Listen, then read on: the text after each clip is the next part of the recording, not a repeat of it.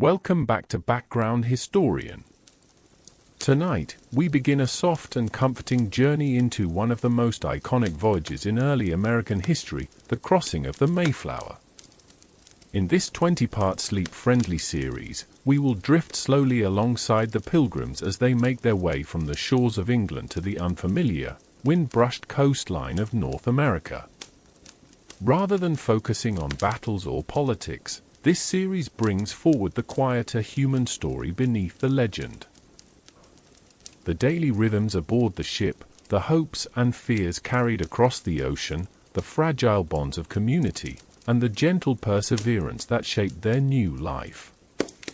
We will explore who the Pilgrims were, why they left everything behind, how they survived the dangerous crossing, and what they discovered when they arrived. Each chapter is designed to ease you toward rest, wrapped in soft imagery, flowing descriptions, and a calm unraveling of history that feels more like a drifting candle than a lecture. Part 1.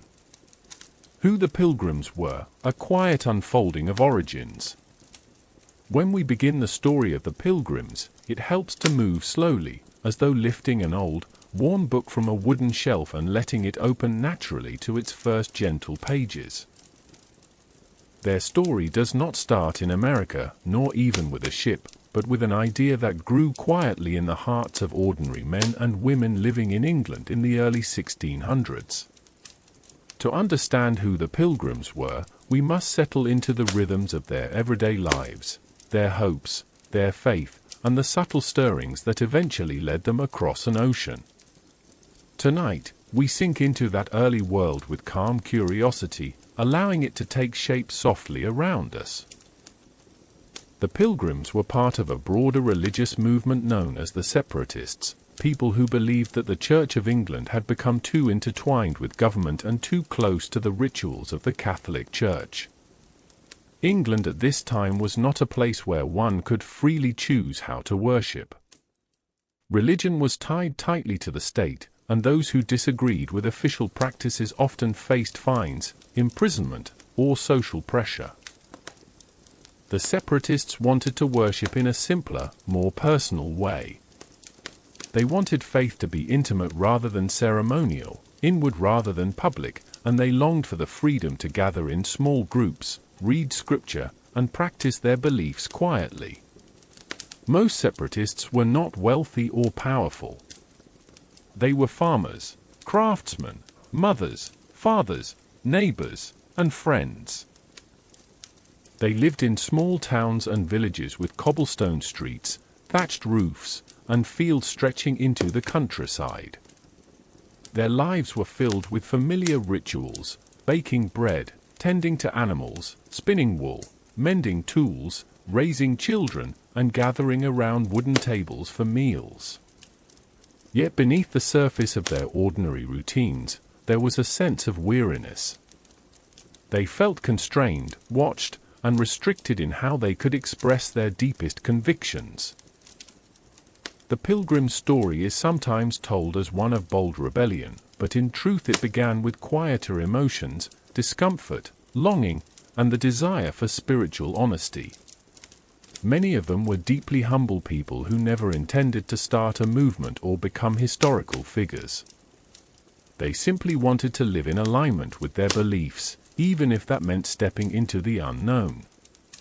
Over time, this desire became strong enough that they faced a difficult choice: remain in England and compromise their religious practices, or leave everything behind and risk an uncertain future abroad.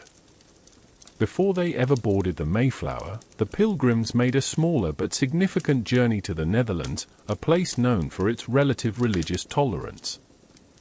In the Dutch city of Leiden, the Separatists found safety and the freedom to worship as they wished. Leiden was a bustling, peaceful town of canals, small bridges, narrow streets, and red-roofed houses. Here, they lived for over a decade. The community grew, worked, and prayed together. Children played along the canals. Women baked bread in unfamiliar ovens. Men worked as weavers, carpenters, and labourers. Life was simpler, but it was also fragile. Though grateful for their refuge, the Pilgrims soon realized that Leiden presented new challenges.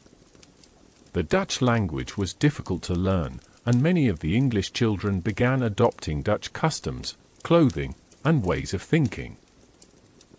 Their parents worried that, in time, their English identity would fade completely. Additionally, economic hardship weighed heavily on many families. Even with skilled labor, wages were low, and the cost of city living was high. Some struggled to feed their children or maintain steady work. The Pilgrims were safe, but they were not thriving. Over the years, discussions grew within the community about seeking a new home. A place where they could preserve their English roots while practicing their faith in peace. The idea of sailing across the Atlantic began as a whisper, a distant thought exchanged over small gatherings by candlelight. The Americas were a land of opportunity, but also a place of immense danger. Stories drifted back across the ocean of harsh winters, sickness, food shortages, and conflicts with indigenous peoples. The risks were real, and the unknown vast. Yet the idea persisted. The Pilgrims were drawn not only by the prospect of religious freedom but by the hope of building a community shaped by their values from the ground up. They envisioned a place where they could raise their children in their own traditions, earn a living from the land, and live without fear of persecution or cultural dissolution. Slowly, this dream took shape. They began to gather savings, negotiate permissions, and plan the journey that would later define them. One of the remarkable qualities of the Pilgrims was their determination. They were not powerful, but they were patient. They were not many, but they were steadfast. Their decision to leave Leiden was not impulsive, it grew from careful thought, prayer, and communal discussion. The Pilgrims believed that God was guiding them, even though the path was unclear and filled with hardship. This sense of divine purpose helped them endure the uncertainty that lay ahead. As preparations for the voyage began, the community faced its first heartbreaking division. Not all separatists could make the journey. Some lacked the strength, money, or willingness to face the unknown. Others wished to stay behind in the Netherlands, where they had built lives over many years. Families were split, tears were shed. The decision to leave was costly, emotionally as much as materially. Yet those who chose to go believed that they had a responsibility to future generations. They saw themselves as planting a seed, one that might grow into something lasting, even if they would not live to see it themselves. Although history often paints the Pilgrims as a single unified group, they were a mixture of personalities, families, opinions, and temperaments. Some were gentle and thoughtful. Others were stubborn or anxious. Some were young children barely old enough to understand the voyage. Others were elders whose joints ached, but whose faith carried them forward. Their diversity makes their collective decision to leave all the more remarkable. They were not adventurers or explorers, they were ordinary people who believed that their quiet principles were worth crossing an ocean for. As we look back now, hundreds of years later, it is tempting to see the Pilgrims through the lens of myth, courageous settlers destined to shape a new world. But part of understanding who they were is recognizing their vulnerability. They felt cold, hunger, fear, and doubt. Many wondered if they were doing the right thing. Some questioned whether the risks were too great. Yet the idea of finding a place where they could live out their beliefs without compromise gave them strength. Their story is ultimately a human one, more fragile and heartfelt than it is dramatic. It begins not with grand triumphs, but with small acts of courage.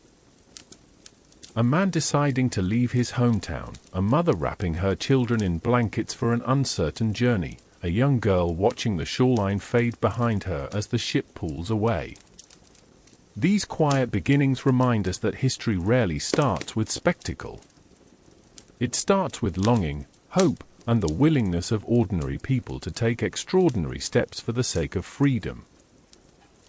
As you settle deeper into rest, picture the Pilgrims still in Leyden, sitting at wooden tables, warming hands near the fire, talking softly about the future. Their dream feels fragile, uncertain, and yet filled with possibility. They do not know it yet, but their decision will carry them across an ocean and into the heart of a story that the world will remember.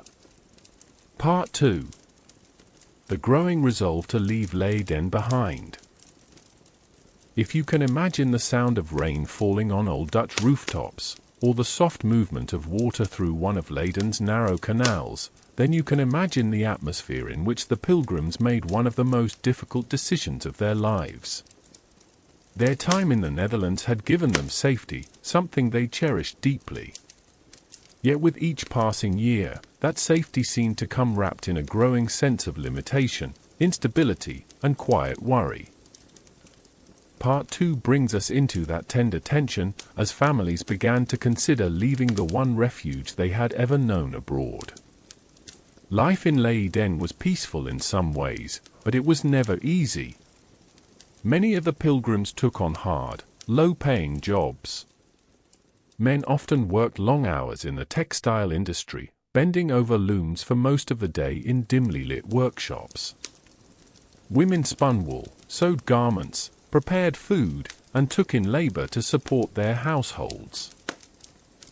Children learned early how to contribute, gathering small tasks, cleaning tools, and helping with the endless cycle of chores that came with city living. Although Leyden was far more tolerant than England, the Pilgrims still faced social barriers. They were seen as outsiders, speaking a different language and living by customs that set them apart. They were grateful, but they were never fully at home. Some children learned Dutch so quickly that their parents struggled to keep up. Others absorbed the local culture in ways that frightened the adults, who feared that within a generation, their English identity might dissolve entirely. This fear weighed heavily on the community. The elders especially worried that their children and grandchildren would no longer see themselves as part of the shared faith that had carried their ancestors through hardships. These concerns did not come from a place of control, but from love. They believed their way of worship was precious, and they hoped to pass it along intact. Yet in Leyden, their children were increasingly pulled into Dutch customs, fashions, and even religious practices. Economic difficulty was another growing shadow. Many of the Pilgrims had been farmers or tradesmen in England, but in Leyden they often found themselves limited to unskilled or temporary work. The city was crowded and competitive. Wages were low, and inflation crept upward. It was common for families to struggle to afford food, clothing, or rent. Hunger and uncertainty hovered constantly at the edge of their daily lives. For many, economic hardship was not merely uncomfortable, it was unsustainable. Over time, these pressures created a quiet yet deepening ache inside the community. They found themselves stuck between two worlds, a homeland where they were persecuted, and a refuge where they were safe but slowly losing the identity they cherished. Many evenings were spent discussing their future around modest wooden tables, candles flickering as parents whispered about what would become of their children. These conversations were gentle, uncertain, and full of emotion. It was in moments like these that the idea of America began to take root more seriously. At first, it was little more than a distant rumor, spoken softly between trusted friends. Some had heard stories of New World colonies where new communities could grow. Some had heard tales of vast forests, fertile land, and open space. Others had heard frightening accounts of harsh winters, disease, starvation, and unfamiliar native tribes who sometimes responded with hostility. And still, the idea persisted. Gradually, their dream became more specific, a small settlement where they could live in peace, raise their children with their own traditions, and support themselves through farming and honest labor. The more they thought about it, the more it seemed like their best hope. And yet, fear remained. The Atlantic Ocean was no gentle crossing. It was known for storms, shipwrecks, and months of difficult travel. Once they arrived, there would be no guarantees. They might flourish, or they might perish. The Pilgrims approached this decision in the same quiet, deliberate way that defined their entire community. They prayed together, spoke with leaders among them, and held meeting after meeting to weigh the pros and cons. Some argued passionately for staying in Leyden, where, despite everything, they were at least alive and able to worship freely. Others argued that their community would slowly fade unless they created a place where their beliefs could be sustained without compromise. Leading them through this delicate process were figures like William Brewster, a respected elder whose wisdom and calm presence helped guide the group. Brewster had endured imprisonment in England for his beliefs. His courage, gentle voice, and steady commitment gave many pilgrims a sense of direction. Another leader, John Robinson, served as their pastor in Leyden. Although he would not travel to the New World himself, his influence shaped their thinking and gave them comfort. Robinson encouraged them to move forward prayerfully but bravely, trusting that God would make a way. Even as this internal conversation continued, practical matters needed attention. The group had to secure permission from English authorities, negotiate contracts with merchants, and find ships willing to carry passengers into unknown waters. This process was slow, frustrating, and full of setbacks. Permits were delayed, agreements fell apart, and merchants demanded money the Pilgrims did not have. There were moments when the entire plan seemed impossible. But the Pilgrims were patient. Their strength was not the boldness of warriors or politicians, but the determination of ordinary people who have endured hardship for so long that persistence has become second nature. Every setback brought more discussion, more prayer, and more resolve. They did not rush their decision. Instead, they allowed it to grow naturally, like a tree putting down roots before rising upward. By the time they finally agreed to leave Leyden, the community was filled with mixed emotions. Some felt relief. Others felt fear. Many felt sorrow at the thought of parting not only from the city that had sheltered them, but from friends and relatives who would remain behind. Some families were divided forever. Yet even through the tears, there was a sense of purpose, quiet but unmistakable. One of the most moving scenes in the Pilgrim story is the farewell gathering held shortly before their departure. Pastor John Robinson delivered a tender, emotional sermon to those who were leaving. He spoke of humility, hope, and the importance of remaining open to God's guidance. When the sermon ended, the room was filled with crying men and women embracing one another, unsure if they would ever meet again in this life. This farewell marked a turning point. Until then, leaving for America had been an idea, a plan, a hope. Now it was real. The Pilgrims were about to take the first steps on a journey that would reshape not only their own futures, but the future of an entire continent. For now, imagine them waking early in the morning, wrapping bundles of belongings, comforting anxious children, and taking one last look at the canals of Leyden. Their hearts were heavy, but their determination was stronger. Step by careful step, they moved toward the unknown. Part 3. Preparing for departure, hard choices, heavy hearts, and the first steps toward the sea. In this next gentle chapter of the Pilgrim story, we step quietly into the months when their long-discussed plan began to take physical form. Part 3 is a slow and thoughtful walk alongside the families as they pack their belongings, finalize their decisions, and make the emotional preparations required to leave Leyden and begin their journey toward the New World. This phase of their story is not marked by grand events or dramatic scenes, but by hundreds of small, tender moments that reveal the courage it takes to remake one's life in the face of uncertainty. Once the Pilgrims agreed that they would leave the Netherlands, preparations moved gradually but steadily. Every family was responsible for deciding what they would bring, what they would leave behind, and how they would manage the emotional and practical burdens of relocation. Because space aboard any ship would be limited, each household had to pare down their belongings to only what was essential. This meant selling furniture, tools, special keepsakes, and the little comforts that had made Leyden feel like home. Imagine the scene, a woman sorting through her linen chest, deciding which blankets to bring and which to leave behind. A father rolling up his tools, knowing that only a few can be carried across the sea. Children holding small wooden toys or simple dolls, not yet understanding why their parents asked them to choose only one. The physical act of preparing to leave forced them to confront the emotional truth that they were stepping out of one life and into another. Their belongings revealed who they were.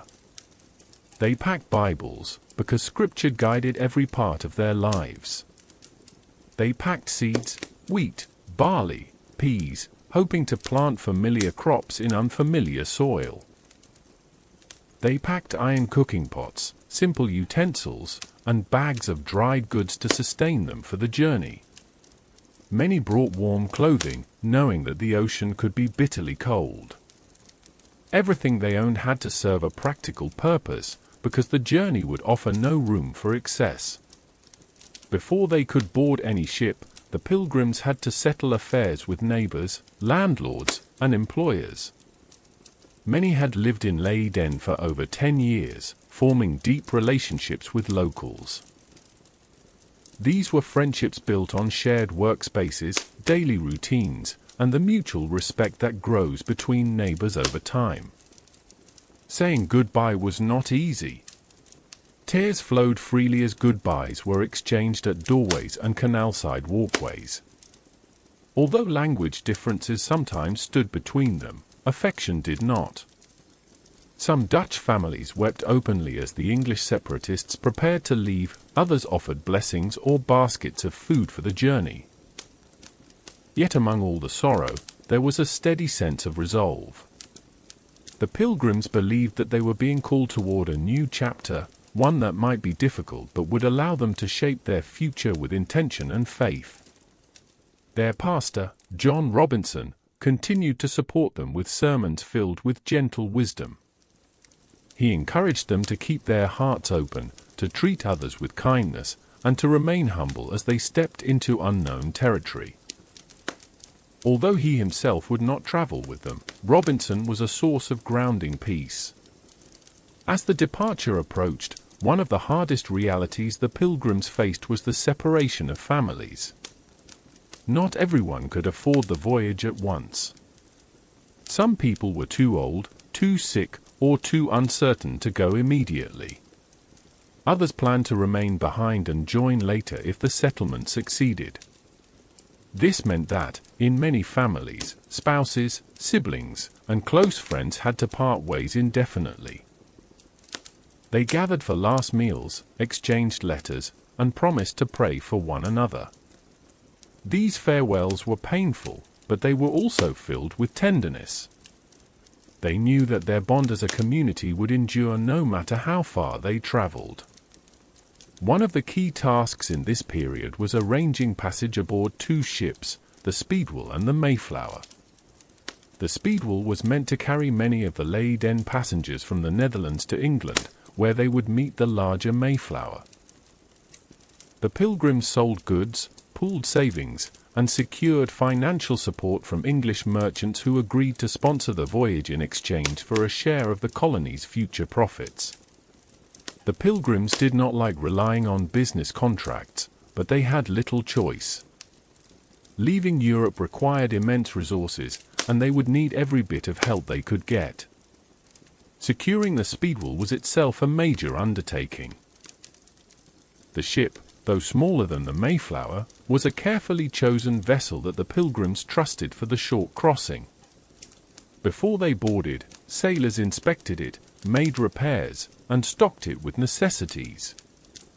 These supplies included barrels of fresh water, dried meat, salted fish, biscuits, cheese, and hard grains, foods that could survive the damp sea air. They also brought tools for maintaining the ship during the voyage, ropes, buckets, lanterns, and simple navigational instruments. Packing their supplies onto the Speedwell took days. Men lifted heavy barrels, women organized smaller bundles, children carried what they could. As the ship's hull filled, the reality of what they were doing grew impossible to ignore.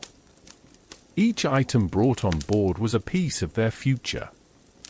Each sound of boots on the dock, each creak of wood against water, each rope tied to a post added weight to the moment. Before leaving Leyden, the Pilgrims held one final communal gathering.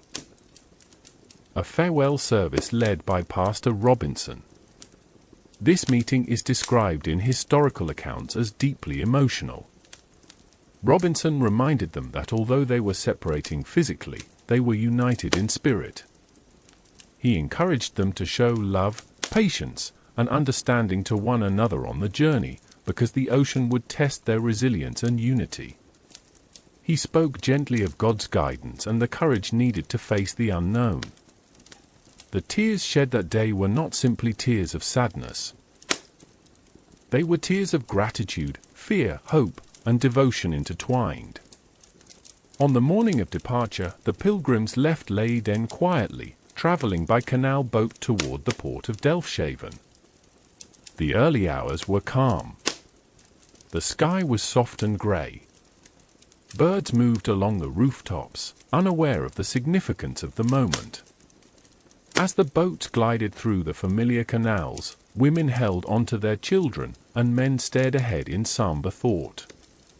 Many wondered if they would ever walk these streets again. When they reached Delfshaven, the Speedwell waited at the dock, its sails lowered and its wooden hull rising steadily with the tide. Pilgrims stepped onto the ship slowly, helping one another carry belongings, lifting children aboard, and taking their first tentative steps onto the deck. Before the final boarding, Pastor Robinson knelt on the ground and prayed aloud, his voice carried gently by the wind toward the water. The Pilgrims knelt with him, tears streaming, hands clasped, heads bowed. It was a moment of sorrow and resolve, one that marked the true beginning of their journey. At last, the ropes were untied, and the Speedwell began to move away from the dock. Those who remained behind waved handkerchiefs, calling out blessings. Those on board waved back until the shoreline blurred into distance. As the ship moved down the channel and toward the open sea, the Pilgrims entered a chapter of their lives unlike anything they had known. For now, imagine them standing at the railings of the Speedwell, watching the land they had known for years slip away. Their hearts were full of fear, of hope, of uncertainty, of faith. They did not yet know of the hardships ahead, nor the iconic narrative they would one day become part of. All they knew in that moment was that their journey had begun. Part 4. The Speedwell set sail, early troubles and the uncertain road to England. When the Speedwell finally drifted away from the harbour at Delfshaven, its sails catching the soft coastal wind, the Pilgrims entered a period of quiet anticipation. They had left Leyden behind, had said their heartfelt goodbyes, and were now at last on the water. Part 4 brings us gently into these early moments of the voyage, weaving through the mixture of hope, apprehension, and unexpected challenges that marked the Pilgrims' first attempt at crossing toward England. Though their journey across the Atlantic had not yet begun, the the sea was already testing their resolve. The Speedwell was a modest-sized vessel, sturdy but not luxurious. Its deck creaked under the shifting weight of passengers as they explored the small space where they would live for the next several days. The ship swayed gently at first, dipping with the motions of the tide, its ropes shivering with the wind. Many of the Pilgrims had never sailed before, and the sensation of the ship moving beneath their feet was strange. Some felt queasy, gripping the railings and breathing through the unease. Others braced themselves with quiet determination, knowing this was only a small taste of the waters they would face ahead. As the shoreline disappeared behind them, the Pilgrims settled into the rhythms of shipboard life. They were together in tight quarters, families clustered near one another, belongings tied down or wedged safely against the hull. Below deck, the air smelled of wood, salt, and tightly packed provisions. Above deck, the wind carried the scent of the open sea, a smell they would come to know intimately. The first days aboard the Speedwell were filled with a sense of cautious optimism. The sea was calm, and the weather gave no hint of trouble. Some passengers stood at the rails for long stretches of time, watching waves shimmer in the sunlight and feeling their anxiety soften with the steady motion. Others sat together and spoke quietly about their hopes for the journey, the promise of land to cultivate, the possibility of freedom, the dream of raising children in a place where their faith could flourish. Mothers soothed restless children, pointing out seabirds that dipped gracefully toward the water, or telling them gentle stories to distract them from the strangeness of ship life. The men helped the crew when asked, learning small tasks that gave them a sense of purpose aboard the vessel. Even though the Pilgrims were passengers, not sailors, their willingness to work side by side with the crew earned them respect. Yet beneath these peaceful moments ran a current of tension. Every traveler knew that the sea was unpredictable and that a ship, no matter how carefully prepared, was only as strong as its timbers and the skill of its crew. The Speedwell's crew worked diligently, tightening ropes, adjusting sails, inspecting the hull, but even their steady movements could not silence the growing whispers of unease. It was not long before the first sign of trouble appeared. A few days into their journey, crew members noticed that the Speedwell was taking on water at an unusual rate. At first, they tried to reassure themselves that the leak was minor, something that could be managed with routine pumping. After all, ships often required maintenance during travel, and it was not uncommon for older vessels to leak slightly. But as hours turned into a long night, the crew grew more concerned. The leak was persistent, and though not catastrophic, it was far more serious than they had hoped. The Pilgrims noticed the worried expressions on the sailors' faces, the repeated inspections, the hurried conversations near the mast. Rumors spread among the passengers, carried in hushed tones from one family to another. It was not panic, but a quiet fear, a recognition that their journey, still in its earliest stages, might be in jeopardy. When the ship's officers finally informed the passengers of the situation, they did so calmly. The Speedwell, they explained, would need to stop in England sooner than planned to investigate the leak. The ship was still seaworthy, but pushing onward without proper repairs would be too dangerous. The Pilgrims listened with somber acceptance. The detour was disappointing, but safety mattered more than speed. The next several days were uneasy ones. As the Speedwell pressed on toward the southern coast of England, the leak continued. Men took turns operating the pumps, emptying water from the lower deck at regular intervals. Even the Pilgrims assisted, lining up in small groups to help however they could. Their unity, tested early, held firm. The work was tiring, but it kept their spirits steady. As long as they were working, they were contributing to their own survival. During pauses between pumping shifts, the Pilgrims prayed. They prayed for safety, for strength, for calm seas, and for guidance. Their faith was not loud or dramatic, it was quiet, steady, and woven into the rhythm of the day. Some prayed alone, others in small clusters, whispering familiar words that brought comfort. The sight of families kneeling together on the wooden deck, children with their eyes closed, adults with their heads bowed, created an atmosphere of deep, peaceful resolve. Despite the challenges, there were moments of beauty. At sunrise, the sky painted the ocean with warm hues of pink and gold. The water glimmered softly, and seabirds circled overhead. Even in hard times, the Pilgrims felt connected to something larger, something that reminded them that the world was vast and mysterious, and that their journey had purpose. At night, the stars emerged in breathtaking clarity.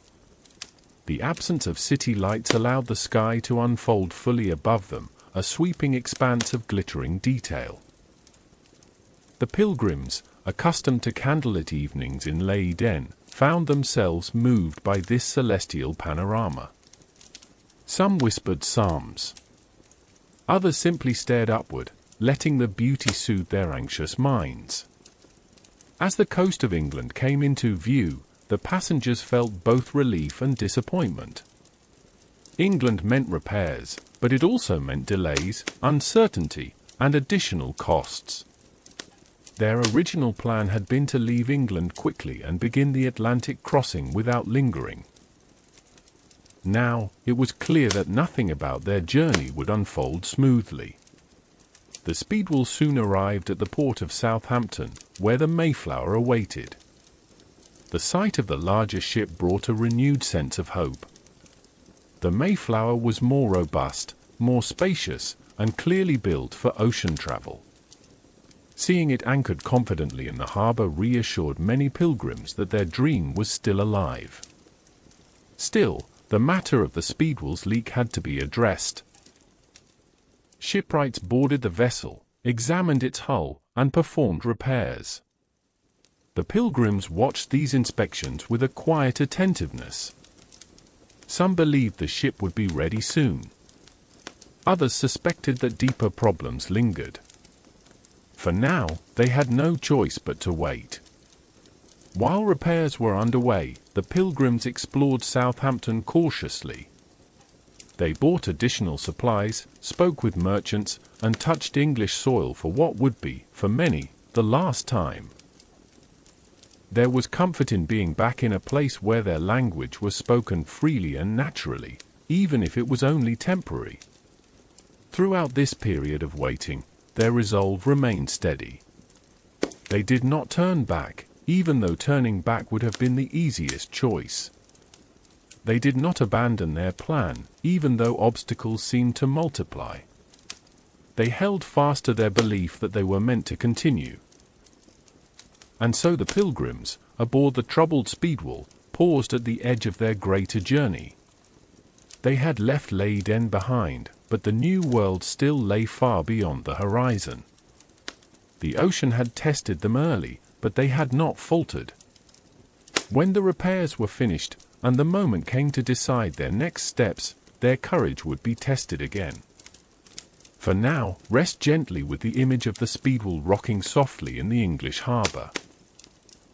Its passengers hopeful, weary, and filled with quiet determination. Part 5. Southampton and the first great delays, waiting, worrying, and holding on to hope. When the Speedwell eased into the harbour at Southampton, its sails drooping gently after the long and troubled journey from the Netherlands, the Pilgrims found themselves standing at a crossroads, one that tested their patience as much as their courage.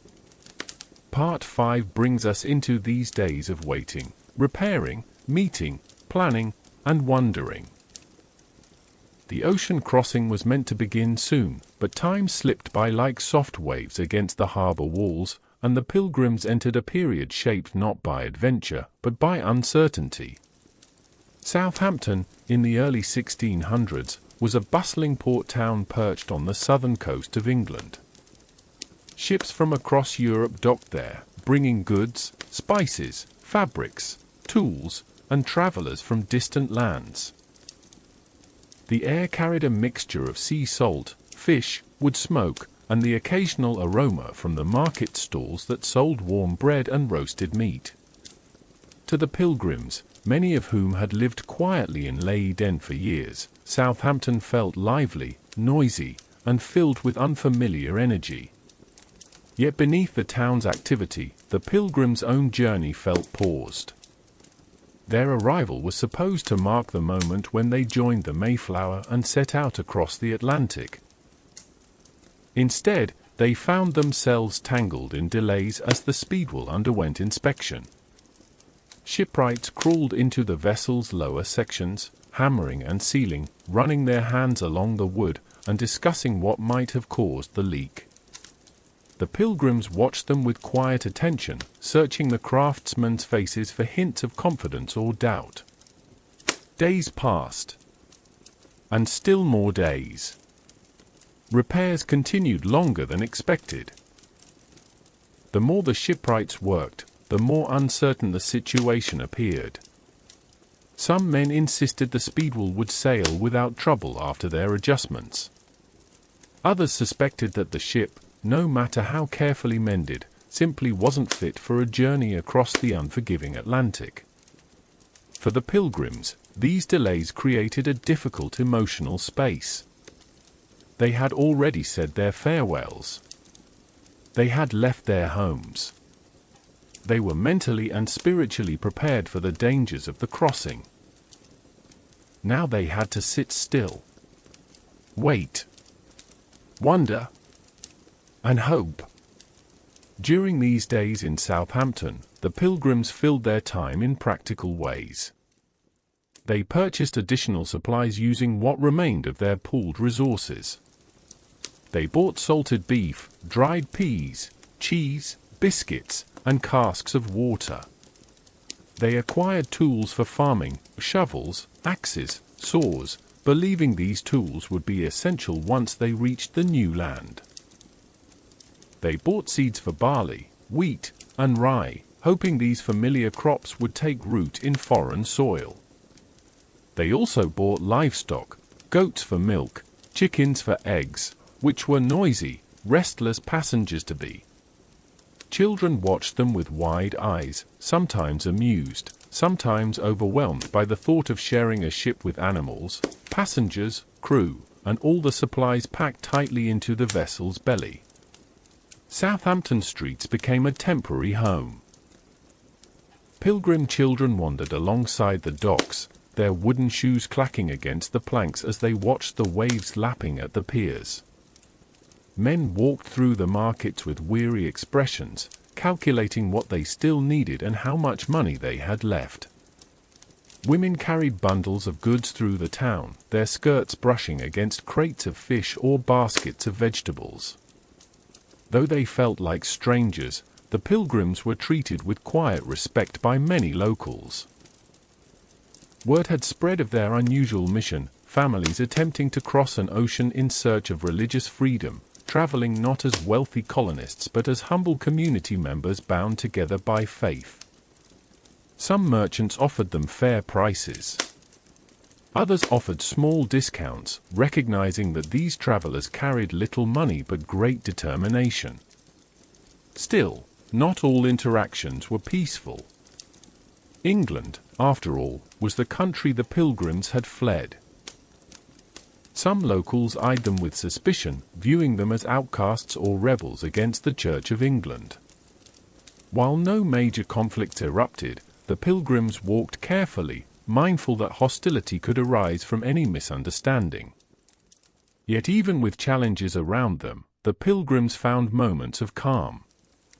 They gathered in small clusters near the docks, families sitting together on crates or bundles of rope, sharing simple meals while watching the sunlight shimmer across the harbor.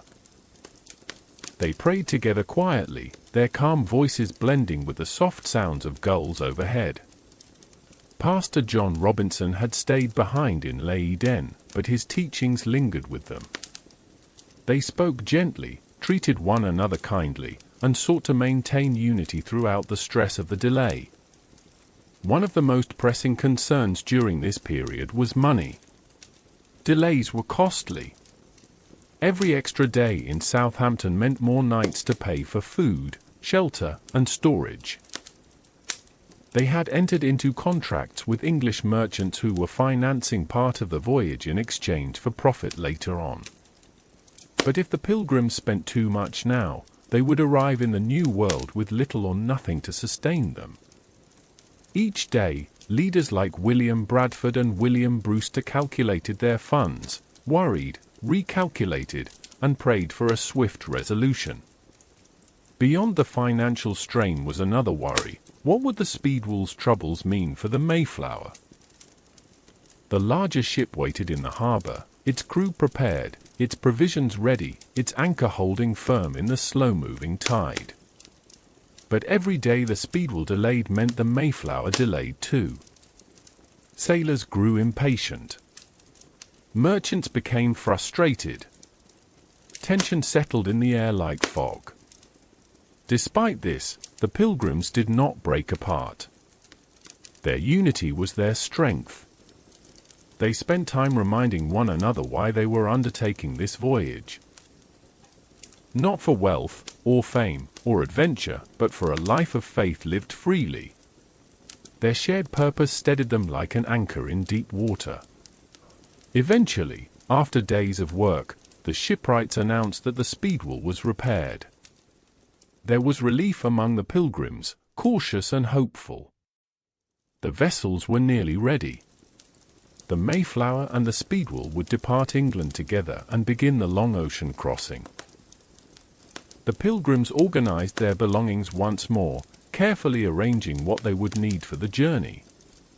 Children clung to their parents' hands, sensing that a great moment was approaching. But beneath the relief lay lingering doubts. Some crew members whispered that the Speedwell's repairs were not enough. Others suggested that the ship had been overloaded or that the masts were strained beyond sustainable use. One rumor even claimed that the crew of the Speedwell, unhappy with the voyage's terms, had intentionally sabotaged the vessel to avoid crossing the Atlantic. These rumors floated among the Pilgrims like unwelcome shadows, unsettling but impossible to ignore. Even so, they pressed forward. The moment came to board once again, to walk up the gangplank, to settle into the crowded space that would be their home for weeks. Their hearts were tired from waiting, but filled with renewed determination. The Pilgrims worked alongside the sailors to prepare the ships for departure, adjusting ropes, storing supplies, and familiarizing themselves with their new surroundings. At last, after weeks of preparation, delays, and repairs, the two ships, the Mayflower and the Speedwell, set out from Southampton. Slowly, steadily, they moved away from the familiar English coastline and toward the open sea. Pilgrims leaned against the rails once more, watching the shore soften into distant shapes, then into silhouettes, then into nothing at all. But they did not yet know that Southampton's delays were only the beginning of their troubles. Ahead lay new challenges, further setbacks, and decisions that would test the community's unity in ways they had never imagined. For now, picture the two ships sailing side by side, their white sails glowing in the morning light. Picture the families aboard, weary but hopeful, looking toward the horizon with a mix of longing and quiet resolve. Part 6. The troubled voyage along the English coast, doubts, leaks, and the turning point. As the Mayflower and the Speedwell slipped away from Southampton, their sails catching the gentle wind, the Pilgrims felt the first quiet thrill of motion. For a brief time, hope lifted them. The two ships glided side by side across the soft waves of the English Channel, and the horizon opened ahead like a blank page. Many on board breathed deeply, filling their lungs with sea air, thinking, perhaps, this time, at last, their journey had truly begun. But the ocean, like life itself, shifts quickly.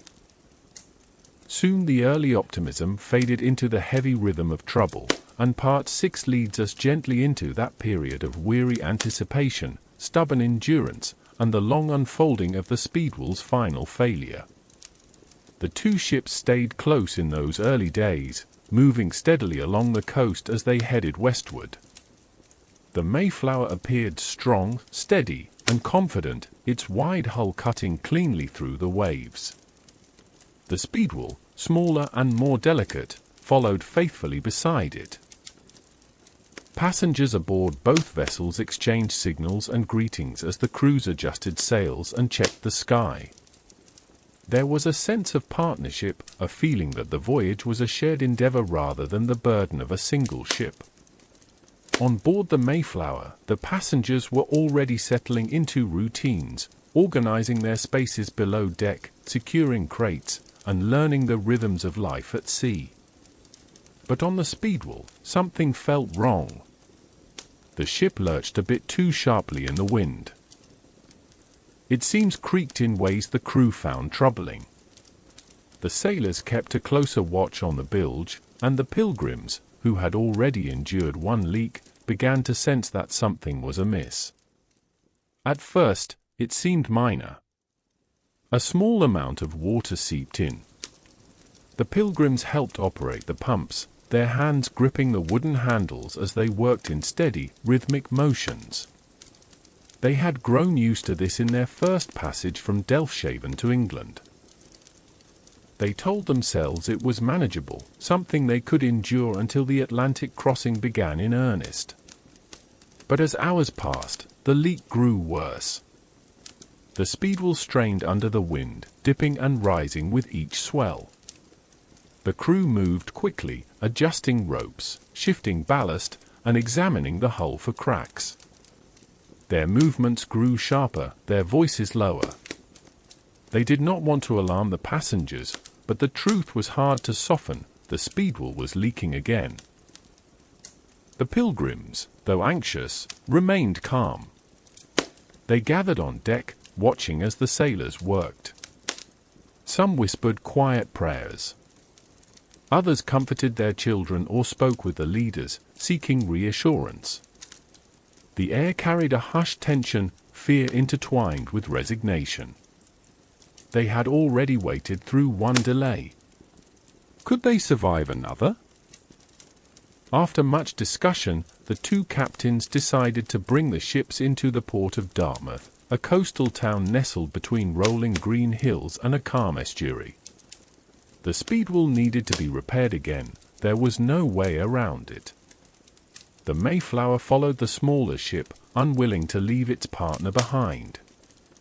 Together they pulled into the harbor, their sails folding neatly as the crews threw ropes to the waiting dock workers. Dartmouth was a quieter port than Southampton, less crowded but still familiar with the ebb and flow of seafaring life. The Pilgrims stepped off the Speedwell with weary steps, their legs unsteady from the rocking of the ship. Some were grateful for land beneath their feet, others felt only disappointment. Once again, they would have to wait. Shipwrights examined the Speedwell thoroughly. They checked its masts, beams, hull, caulking, and rigging. After hours of inspection, the shipwrights concluded that the Speedwell could be repaired, and they set to work. They sealed leaks, tightened planks, and even trimmed the masts to reduce strain. Their work was slow and careful, and the Pilgrims watched with a mixture of hope and anxious expectation. During this repair period, the Pilgrims explored Dartmouth's quiet streets, walking through small stone alleys and watching fishermen prepare their nets. They bought small amounts of additional provisions, though their funds were dwindling quickly. They prayed often, sometimes alone, sometimes in small groups, sometimes together as a community. They had not expected their journey to require so much patience, yet they held on to their purpose. Within a week, the repairs were finished, and once again the Pilgrims boarded the Speedwell. The two ships set out from Dartmouth with renewed determination. The sea greeted them with gentle waves, and for a time, all seemed well. The Mayflower and the Speedwell moved together with familiar grace. The Pilgrims allowed themselves to hope. But the ocean had other plans. Within days, the Speedwell leaked again. Worse this time. Much worse. It happened suddenly, during a stretch of good wind. The ship rode the waves too heavily, and water began pouring in faster than before. The crew shouted for the pumps. Men and women alike grabbed buckets, forming lines to pass water up and out. Children were sent to safer parts of the ship while adults struggled to keep the vessel afloat. Sweat dripped from their brows as the cold sea pushed against them. The leak was not a small crack. It was structural. Deep. Dangerous. There would be no crossing the Atlantic like this. The captains signaled each other, and with heavy hearts, they agreed to turn back. The two ships altered course and headed toward the port of Plymouth, a place that would become irrevocably connected to the Pilgrim story. Plymouth Harbor welcomed them with calm waters, but the Pilgrims felt no comfort. They were exhausted, disheartened, and unsure of what would come next. Once ashore, the shipwrights examined the Speedwell one last time. Their conclusion was simple and devastating. The Speedwell was not seaworthy. It could not make the Atlantic crossing. The Pilgrims had to make a choice, and there was no easy option.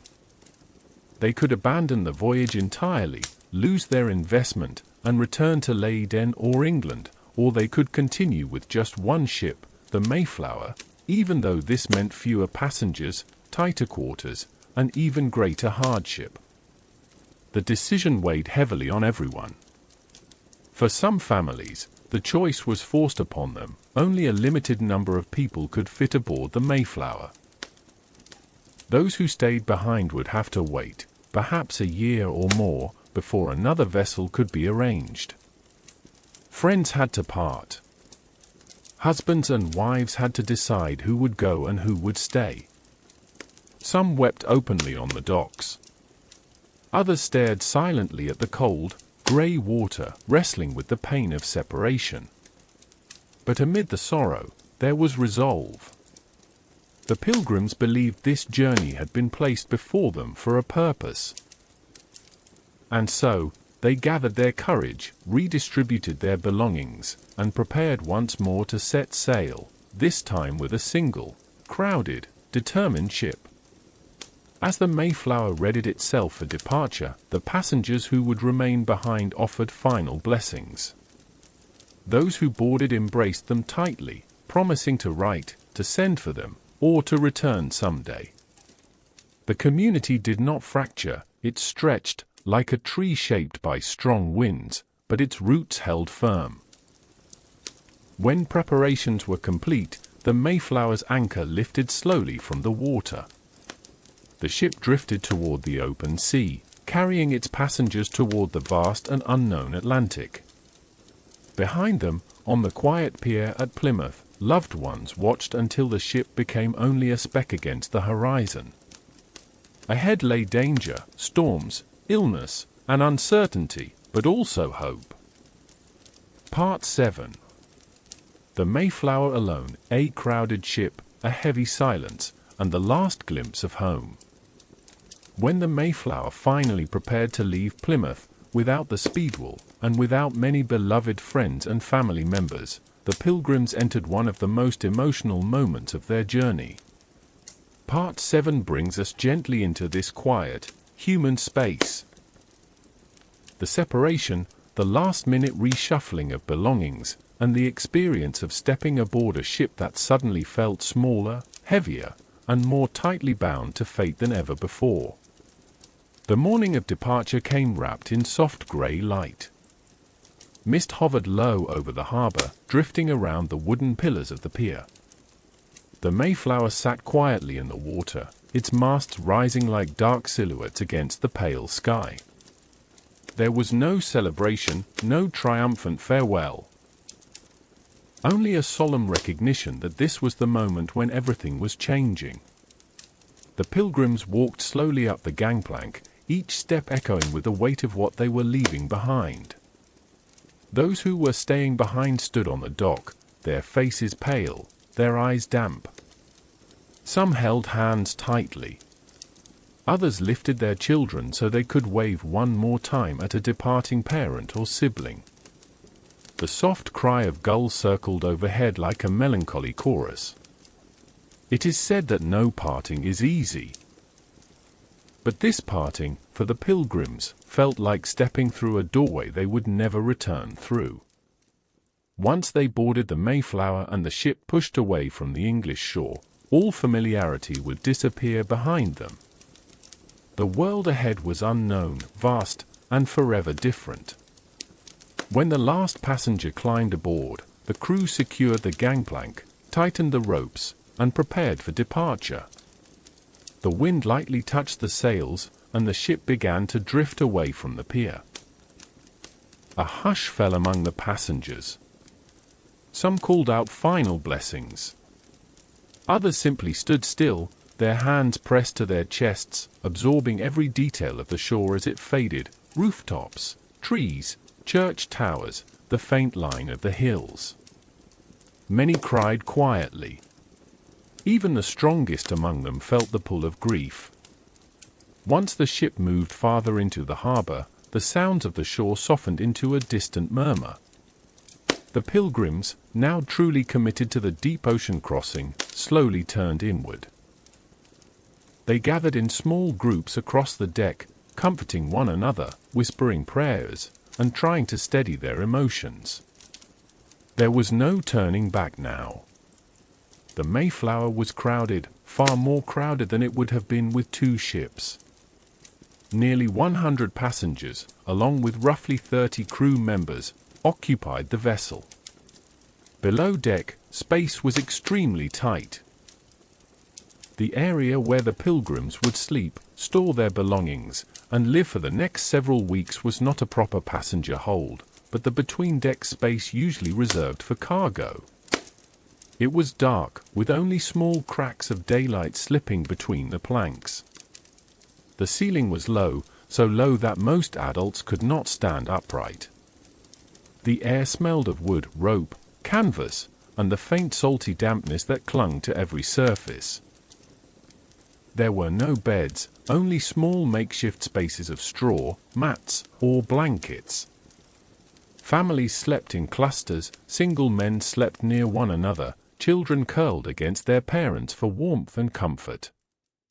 They organized their belongings carefully, tying chests and bundles securely so that nothing would shift when the ship rocked. Every inch of space mattered. Bags of grain were stacked neatly. Cooking pots were wedged between crates. Tools, seeds, and clothing were tucked into corners where they would not be damaged. Even in the cramped quarters, the Pilgrims tried to preserve a sense of order, knowing that chaos would only make the journey harder. Above deck, the sailors prepared the ship for open waters. They checked the rigging, secured the cargo, inspected the masts, and verified that every rope was properly fixed. The crew, though rougher in temperament than the Pilgrims, recognized the heaviness of the moment. Some nodded respectfully as the passengers moved quietly around the deck. Others offered brief, practical advice: where to step, what to hold on to, how to brace oneself if the waves grew strong. The Pilgrims and the sailors were two very different worlds brought together by a shared journey. The sailors lived by the sea's rhythm, hard, practical, often blunt. The Pilgrims lived by faith, gentle, determined, inwardly focused. Though they did not always understand one another, they would soon depend on each other completely. As the ship neared the edge of the harbor, the last traces of Plymouth drifted into the mist. Trees blurred, buildings merged into a faint silhouette, and then there was nothing but the open water stretching ahead. Many pilgrims bowed their heads. Others clasped hands. A few, too overwhelmed to speak, simply lifted their eyes toward the horizon and breathed deeply. The Mayflower moved slowly at first, following the coastline as it adjusted to the wind. The ocean here was relatively calm, offering the pilgrims a gentle first transition before the harsher waters beyond. Families sat together on the deck, letting the rhythmic sway soothe their anxious hearts. Children huddled against their parents, absorbing the motion with a mixture of curiosity and unease. Some passengers tried to distract themselves by exploring the ship, learning where fresh water was stored, where food was kept, and how meals might be cooked at sea. Others sought quiet corners where they could reflect or pray privately. The weight of what lay ahead settled over them like a soft but heavy blanket. The leadership of the Pilgrim community recognized the importance of unity in this moment. William Bradford, William Brewster, and other respected figures moved gently among the passengers, offering calm words, answering questions, and reassuring families who feared seasickness, storms, or separation from loved ones. Their steady presence created a sense of stability during an otherwise uncertain time. In the evenings, the passengers gathered for prayer or song. Their voices mingled softly with the sound of waves tapping against the hull. These moments of spiritual togetherness reminded them why they were on this journey, to build a life where faith could flourish freely, where their children could grow with purpose, and where they could live in peace. As the Mayflower continued westward, the days became repetitive yet strangely comforting. Meals were simple: biscuits, salted meat, dried peas, and occasionally cheese. Water was rationed carefully. Life aboard the ship settled into a slow rhythm of waiting, watching, adjusting, and enduring. But beneath this quiet routine, something profound was happening. The Pilgrims were letting go of the world behind them. The sorrow of leaving England slowly turned into a sense of acceptance, then into focused determination. Their minds began to shift toward the unknown land ahead, a place they had never seen but had imagined for years. On calm days, the children chased beams of sunlight that slipped through cracks in the deck. Adults leaned against the railings, inhaling the scent of ocean spray. The horizon seemed endless, blue and sweeping, stretching in every direction. It was humbling, overwhelming, and beautiful all at once. As the sun dipped into the sea each evening, the Pilgrims felt wrapped in a sense of both smallness and hope. They were just one ship on a vast ocean, but they carried a purpose that gave them courage. And though they did not know it yet, the hardest part of their journey was still ahead. For now, picture the Mayflower gliding steadily away from Plymouth, its sails full and glowing in the late afternoon light, carrying a community united by faith, weighed by sorrow, and strengthened by hope. Part 8. The first weeks at sea, calm waters, restless hearts, and the slow drift into the unknown. The first weeks at sea unfolded like a long exhale. After the emotional heaviness of departure, the Pilgrims found themselves floating in a world of open sky, soft wind, and the gentle roll of waves. In this part of our story, we ease into the daily life aboard the Mayflower during those early days on the Atlantic, when the sea was still kind, and the challenges of the journey had not yet revealed their full weight. The mornings came quietly. Soft bands of peach and gold stretched across the horizon as the sun rose. The ocean reflected the colors like a great moving mirror, shimmering with each swell. Many of the Pilgrims, still adjusting to ship life, would climb to the main deck at first light. Some came for fresh air after long, stuffy nights below deck. Others came for prayer or reflection. A few simply stood in stillness, letting the sea breeze cool their faces. The sailors, already hours into their work, moved with practiced ease across the rigging. Their boots thudded lightly on the wooden planks. Ropes creaked as they tightened and loosened. Occasionally, a sailor called out instructions in a rough but steady voice. The ship responded with quiet groans, its timbers flexing like a living thing. For the Pilgrims, the sea was both intimidating and awe-inspiring. Many had never traveled far from land. Some had never seen the open ocean before these first days. Yet here they were, surrounded by water that stretched into eternity. The horizon seemed like an endless circle, a gentle arc of blue that wrapped them in its embrace and reminded them just how small a single ship could be. And yet, despite the vastness around them, the early days felt surprisingly peaceful. The wind was mild. The waves rolled softly. The weather held steady. The Mayflower glided westward on a route that traced the English Channel at first, staying close to familiar waters. During these days, children found moments to play. They chased one another between barrels and crates. They giggled when waves splashed over the railings. They asked endless questions, marveling at everything from the flutter of the sails to the cry of seabirds. The adults, however, were more reserved. They understood the gravity of the journey. They organized their meager belongings. They kept close watch over their children. They tried to build routines even in the confined space of the ship. And they prayed, often and earnestly, that the guiding hand they trusted would keep them safe. Below deck, the Pilgrims adapted slowly to their new living quarters.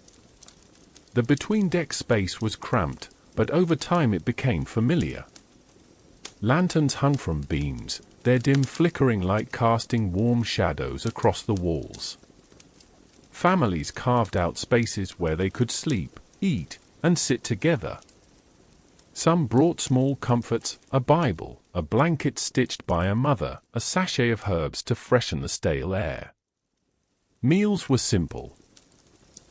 Hard biscuit softened in water. Salted meat warmed over a communal firebox. Dried peas, occasionally mixed into a thin stew. Sometimes cheese, though it grew moldy quickly in the humid sea air. Drinking water, stored in wooden barrels, was rationed carefully and used sparingly. The taste was often warm and stale, but it was precious, so no one complained. In these early weeks, the Pilgrims spent much of their time adjusting to the movement of the ship. Even in calm waters, the Mayflower swayed constantly, forward, backward, side to side. It rocked gently like a cradle, though for some it felt more like an unpredictable shifting under their feet. Seasickness was common. Many passengers lay quietly in their bunks for hours, breathing slowly and trying to endure the nausea. Yet even seasickness had a rhythm. For most, it eased as their bodies learned to move with the ship instead of resisting it.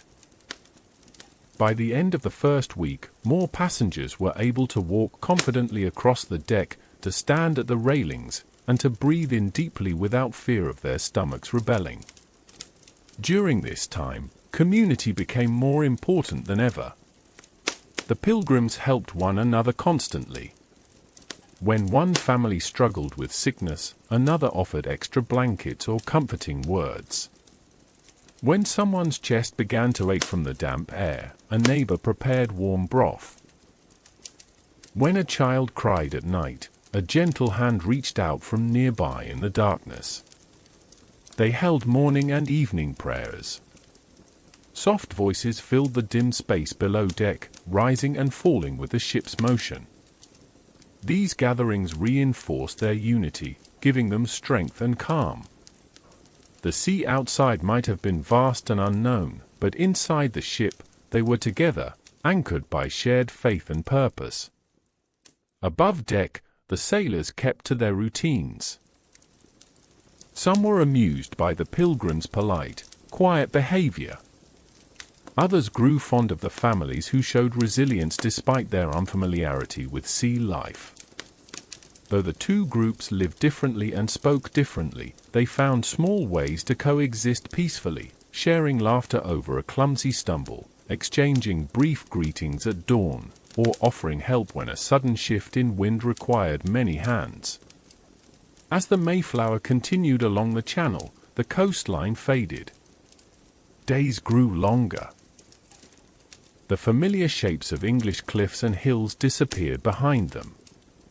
Eventually, even the seabirds that had followed the ship since departure began to turn away, returning to land while the Mayflower pressed onward. This was the moment when many pilgrims realized they were truly headed into the unknown. A few stood at the railings for long minutes after the last speck of land vanished, their eyes fixed on the horizon. It felt like stepping into a world suspended between air and water, with no solid ground beneath their memories.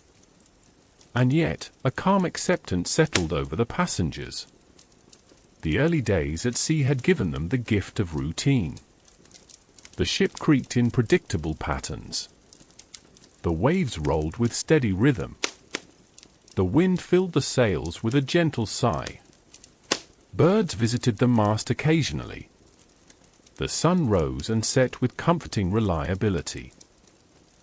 Much like the quiet weeks before a storm, this part of the journey offered reassurance, rest, and emotional healing after the heartbreak of departure. The Pilgrims began to feel that they could endure this long crossing. They bonded more deeply. They found small joys, watching dolphins leap beside the ship, feeling the cool spray on their hands, or resting under a sky filled with stars brighter than any they'd ever seen from land. At night, when the world was wrapped in darkness and the sea murmured softly below them, the Pilgrims often drifted to sleep thinking of the home they left, but also of the hope that pulled them forward. A new life. A new land. A new beginning. Part 8 closes in this quiet space, where the Mayflower glides gently across calm waters, unaware of the storms that lie ahead. For now, everything floats in balance, fear and courage, grief and hope, the known and the unknown. Part 9. Drifting into the vast Atlantic, when the ship leaves the last familiar waters behind. As the Mayflower finally left the protective corridor of the English Channel and turned westward into the wide and powerful Atlantic, the mood aboard the ship shifted in a quiet but unmistakable way. Part 9 is a gentle, drifting chapter that settles into this transition, exploring the mix of awe, fear, and hope that came with the realization that the Pilgrims were now entering waters few among them had ever imagined, let alone expected to cross. The day the coastline fully disappeared began unremarkably. A soft morning light fell across the deck as families climbed up to breathe fresh air. The waves were a bit louder, but not threatening. The wind smelled cleaner, carrying with it the scent of open ocean. Nothing dramatic announced the milestone. There was no single moment when everyone gasped or whispered. Instead, the truth arrived slowly, spreading across the passengers like a gentle fog. Someone standing near the stern noticed it first. There was no land anywhere in sight. No cliffs. No rolling green hills. No small fishing boats hugging the coastline. No distant shadows of villages or towers. The faintest outline of the world they had left behind had vanished. A woman murmured softly, "It's gone." Another, hearing her, turned to look for herself. Then more passengers came to the railings, raising their hands to shade their eyes. Some squinted, searching for even the smallest trace of familiar ground. Others simply stared, letting the truth settle gently over their thoughts. There was only water. Endless, rippling water that stretched like a great, shining cloth to every horizon. For a moment, no one spoke. It was not a moment of fear, at least not immediately. It was more like standing in a doorway between chapters of one's life. Behind them lay everything they knew, their homes in England or the Netherlands, the lives they once lived, the landscapes they grew up with. Ahead lay a space untouched by memory, an ocean that neither promised nor threatened anything yet. It simply existed. Vast. Quiet. Patient. The children, less burdened by sentiment, reacted differently. Some found the open water exhilarating. They leaned over the rails and laughed at the sight of dolphins darting through the waves. Others tugged at their mothers' skirts, asking endlessly where the land had gone and when it would come back. But among the adults, a hush took hold. The absence of land made their situation deeply real. No longer were they travelers close to home. No longer were they within reach of return. They were now wanderers on the open sea, moving toward a place none had ever seen but all hoped would bring the freedom they longed for. After the initial stillness passed, the pilgrims began to talk quietly amongst themselves. Some held hands with their spouses, offering small, reassuring squeezes. Others prayed in low voices. A few closed their eyes and breathed deeply, as if accepting the ocean into their lungs, willing themselves to trust its path. The sailors, meanwhile, remained steady and calm. For them, the open water was not something to fear. It was their workplace, their home, and their greatest companion. They moved with confidence across the rigging, adjusting sails to catch favorable winds. Ropes tightened with satisfying thuds. The sails filled, billowing like great pale wings lifting the ship forward. This contrast, the pilgrims' quiet contemplation and the sailors' casual precision, created an unusual harmony. Each group watched the other, learning in small ways how to adapt. The pilgrims saw the ease with which the sailors handled the ship and felt comforted. The sailors glanced at the pilgrims' solemn faces and softened their own voices, offering nods or faint smiles as they worked around them. Below deck, the shift into the Atlantic brought both physical and emotional adjustments. The swaying of the ship grew stronger as the waves grew larger, though still not violent. Dishes clattered more. Lantern light wavered in broader arcs along the wooden walls. Children tumbled occasionally, laughing as they regained balance. Adults, however, braced instinctively against beams as they walked, adjusting their stride to match the rhythm of the sea. Seasickness, which had begun to fade, returned for a few passengers. The larger swells of the ocean nudged their stomachs in unfamiliar ways. Some lay down again, closing their eyes and breathing slowly through the discomfort. Others found that standing on the deck, watching the horizon, eased the queasiness. Meals became trickier to manage. Bowls had to be held tightly with both hands. Hard biscuits rolled across tables if no one stopped them. Stew sloshed in their pots, requiring even steadier hands to serve. But the passengers adapted. They learned to eat with wide, careful stances, to cradle their bowls against their chests, and to expect an occasional splash of broth on their sleeves. Still, despite these small challenges, the first days in the Atlantic were gentle compared to what could follow. The weather was pleasingly mild. The waves rose and fell in slow, predictable undulations. The wind filled the sails with quiet determination, pushing the ship westward with surprising grace. Evenings became one of the most comforting times aboard. As the sun sank into the ocean, the sky transformed into layers of lavender, deep blue, and quiet crimson. The water caught the colors, shimmering like liquid dusk. The Pilgrims often gathered on deck during this hour, standing shoulder to shoulder, breathing in the cool air as the ship rocked beneath their feet. It was during these peaceful sunsets that the passengers felt something unexpected, a sense of belonging, not to the sea itself, but to the shared experience of crossing it. This journey was unlike anything their ancestors had attempted. It demanded bravery from all who sailed. Yet as they watched the colors fade together, they felt united in a way that transcended fear. At night, the Atlantic revealed its gentler secrets. Stars glittered in numbers the Pilgrims had never seen from land. The darkness stretched so purely that it felt almost tangible, like a soft blanket draped over the world. Sometimes the water nearby glowed with faint bioluminescence, shimmering when the waves broke or when the ship stirred the deep. It felt magical, though no one spoke of it that way. Instead, they watched quietly, letting the natural wonder ease them toward sleep. In the distance, the steady hum of the ocean served as a lullaby.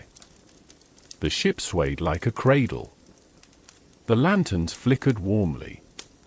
The wooden frames creaked softly with every swell.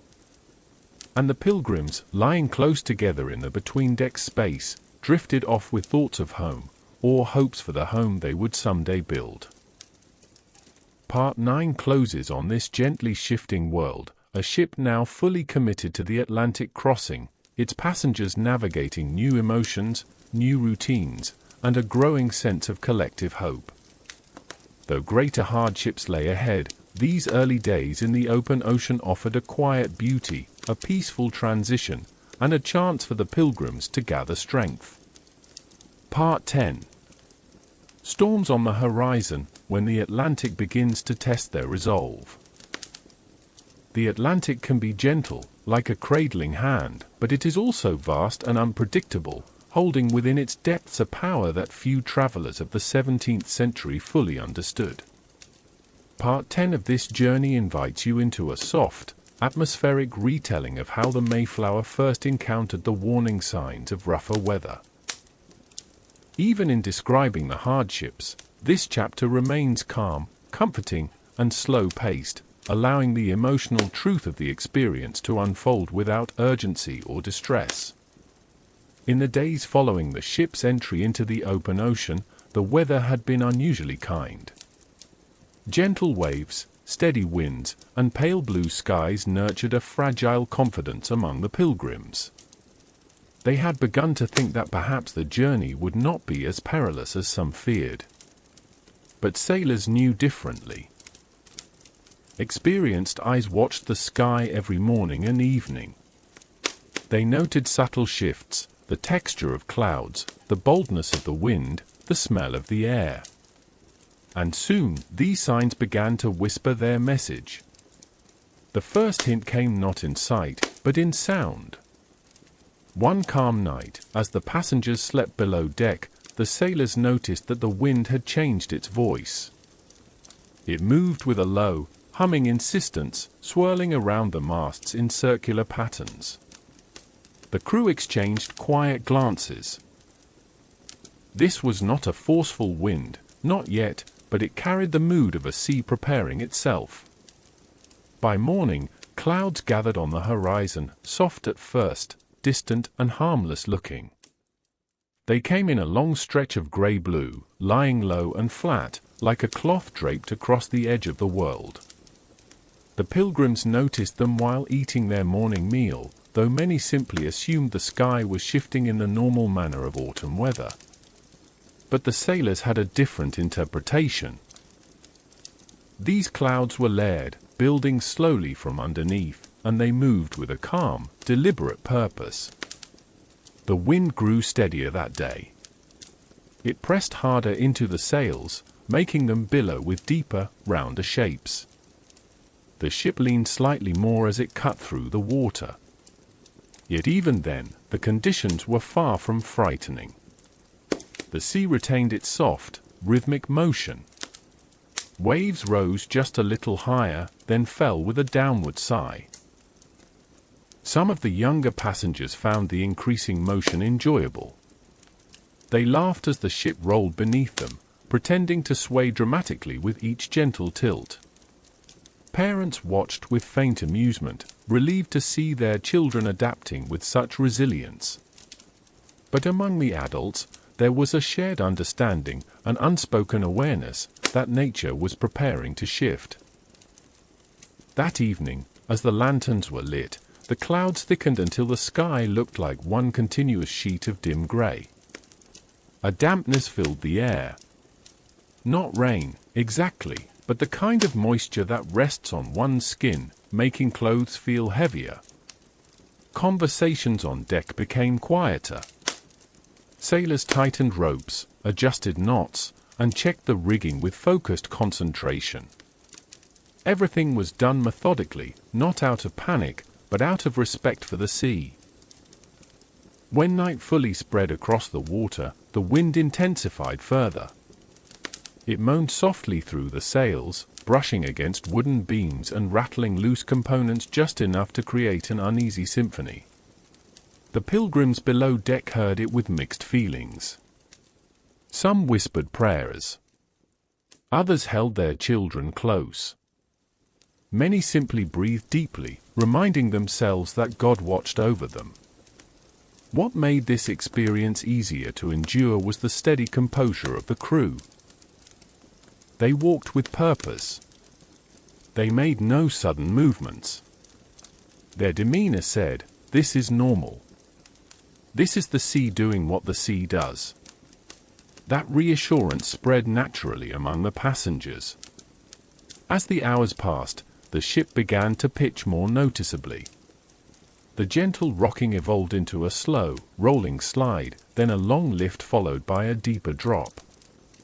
Wooden beams groaned in complaint, though they held strong.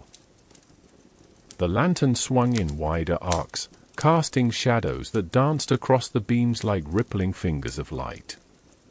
Passengers tried to sleep, though many could not. The floor shifted beneath their bedding with every swell. The air grew thick and warm with so many bodies confined in one space. Babies fussed at the unfamiliar movement. Adults murmured soft words of comfort. Some people sat upright through the night, backs pressed against the walls, listening to the awakening sea. By morning, the first real signs of a storm had arrived. Rain began with small, hesitant drops that tapped against the deck, then grew steadier, falling at a slant as the wind carried it sideways. The sky remained a deep, brooding grey. The ocean, now stirred into larger swells, appeared darker as well, its surface shifting restlessly like a great creature waking from sleep.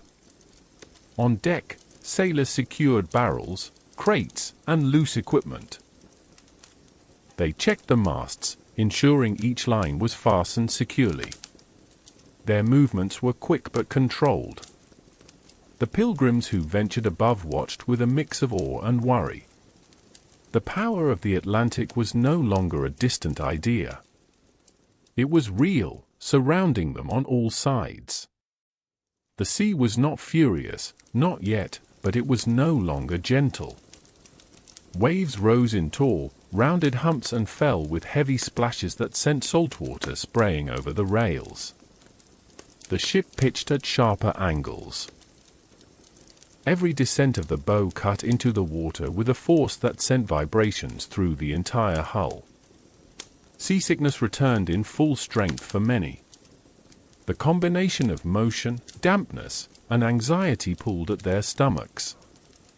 Some passengers clutched buckets. Others lay down and closed their eyes, trying to breathe through the rhythm of the swells. Children who had previously laughed at the motion now grew quiet, clutching at their parents for stability. Still, even amid this discomfort, there was no true chaos. The pilgrims clung to their purpose. Their faith reminded them that hardship was expected on this journey, that endurance itself was a form of devotion.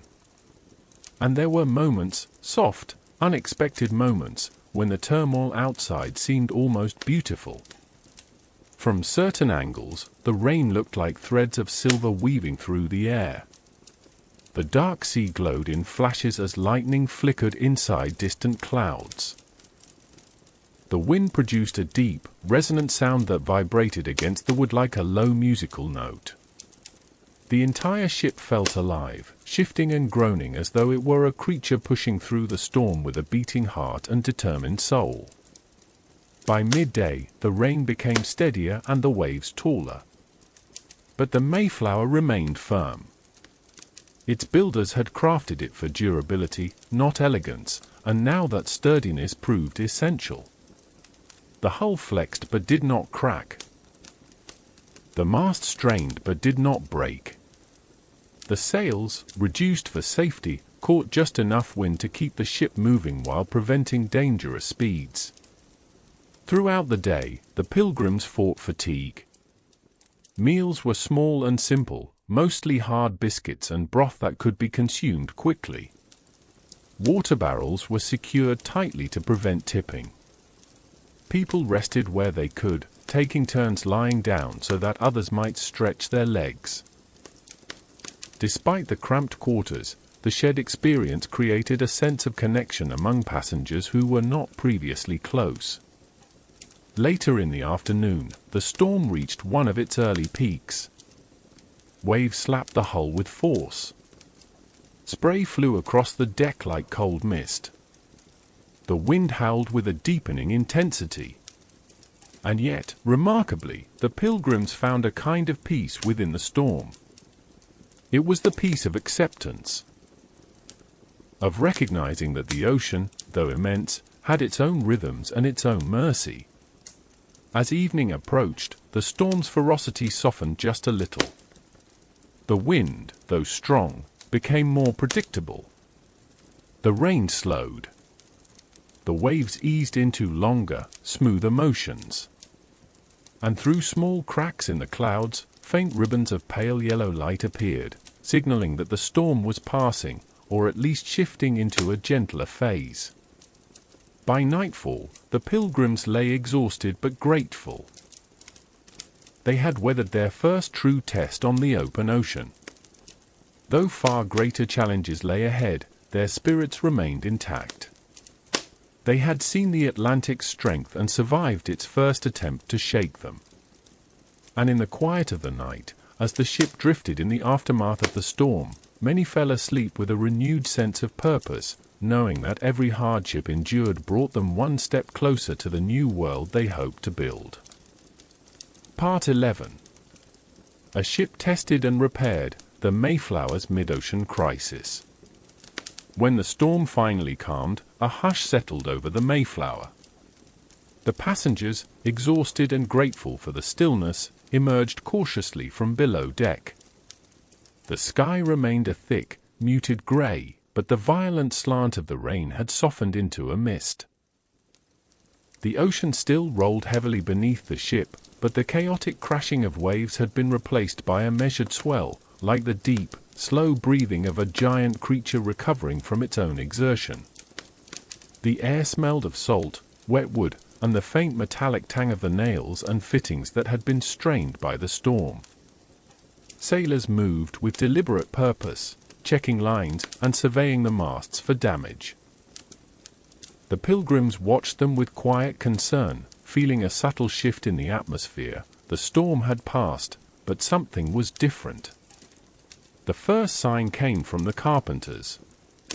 As they inspected the interior framework near the ship's midsection, their lantern light fell across a long, splintered crack, a break in the main beam that ran horizontally across the width of the ship.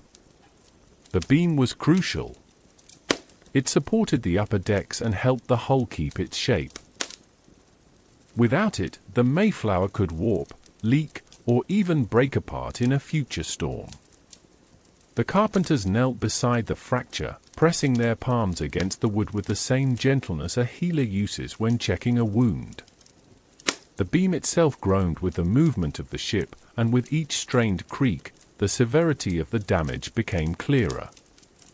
Word spread slowly, first among the crew and then among the passengers. The Pilgrims felt the tension almost immediately. not through shouting or panic, for there was none, but through subtle changes, lowered voices, tightened expressions, the way sailors stood closer together and consulted one another with quiet urgency. Captain Jones was summoned to examine the damage. With a lantern in hand, he stepped into the dim, cramped space and assessed the situation with calm determination. The beam was cracked deeply, but not yet beyond repair. Still, the Pilgrims sensed the gravity of the moment. Some gathered in small groups, whispering prayers. Others stared at the wooden beams above them, imagining the weight they bore. Children sensed the adults' unease and stayed close, gripping hands or clinging to skirts. Despite the mounting tension, a strange peace enveloped the passengers. They had already endured so much together, the cramped living conditions, the illnesses, the hunger, the storm, and each trial had revealed a deeper resilience than they knew they possessed. This challenge, too, felt like something they could face with faith. But for the sailors, the task ahead was daunting. Repairing such a beam mid-ocean, with no access to a shipyard and no way to dry dock, required both ingenuity and steady nerves. They began gathering tools, wedges, ropes, strong planks, and heavy iron devices used for construction. Among the crew, one object stood out with particular importance: a screw press, a large metal tool shaped like a giant threaded rod. Brought aboard by one of the passengers for building houses in the New World, it now offered an unexpected lifeline.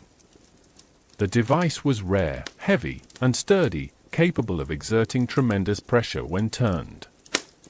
Once the crew retrieved it, the passengers realized that its presence on the ship felt almost providential. It was as though God had placed it there for this very moment. Below deck, the carpenters cleared space around the fractured beam. Lanterns were hung from nails to cast steady light. The ship swayed as it moved through the recovering Atlantic, making each worker brace themselves with practiced balance. Conversations faded into silence as the preparations reached a critical point. The screw press was positioned beneath the sagging beam. For sailors braced it carefully, anchoring the base securely to the deck. The threaded rod extended upward, its heavy iron head touching the underside of the beam. Slowly, deliberately, the sailors began turning the handle. With each rotation, the press pushed upward. First came a faint groan from the wood. Then a deeper sound, like a long exhale. The crack in the beam tightened. Splinters drew closer together. The entire ship seemed to hold its breath. The Pilgrims watched from a respectful distance. No one spoke. The sound of the screw press turning filled the space, slow, rhythmic, patient. With each turn, the beam lifted a little more, straightening, regaining its strength. The crew worked steadily, their brows damp with sweat, their muscles straining in the dim light. Finally, after many long minutes, the beam aligned properly once more. Carpenters quickly placed thick wooden supports underneath, wedging them tightly to hold the beam in position. Additional planks were hammered into place to reinforce the area. The work was exhausting and delicate, but the atmosphere remained calm, even reverent. When the final support was secured, Captain Jones nodded with satisfaction. "She'll hold," he said quietly. And though his voice was soft, the words spread like warm light across the cold, anxious space. The tension eased instantly. Shoulders lowered. Breaths released. Some passengers offered whispered thanks. Others closed their eyes, letting gratitude wash through them. A few embraced quietly, feeling a profound sense of relief. Above deck, the ocean remained unsettled but manageable. Waves rose and fell with slow, rolling motions, no longer aggressive but still powerful enough to remind everyone how vulnerable the ship had been. Grey clouds drifted overhead, letting weak sunlight break through in shimmering patterns across the water. The air felt cool and clean, almost restorative. In the hours that followed, the Pilgrims settled back into their routines. Mothers reassured their children. Fathers helped secure their belongings. Older passengers sat quietly, reflecting on how close they had come to disaster. But even in their reflections, there was no fear, only a deepened sense of unity. The crisis had revealed something important. The Mayflower was not just a ship. It was a community, a shared vessel carrying every hope, prayer, and future dream of its passengers. And when it had been tested, that community had worked together. Crew and passenger, sailor and pilgrim, to ensure its survival. That night, a calmness settled over the ship stronger than any they had felt before. The lantern light flickered warmly across wooden beams now braced with fresh supports. The swaying of the ship felt steady, almost protective. The sound of the ocean softened into a comforting rhythm. Many passengers fell asleep quickly, their bodies still recovering from the storm. Others whispered gentle prayers of thanksgiving. And some simply lay awake, listening to the repaired beam above them, creaking softly, but whole once more. As the ship pushed onward, deeper into the Atlantic, the Pilgrims carried with them a renewed sense of purpose.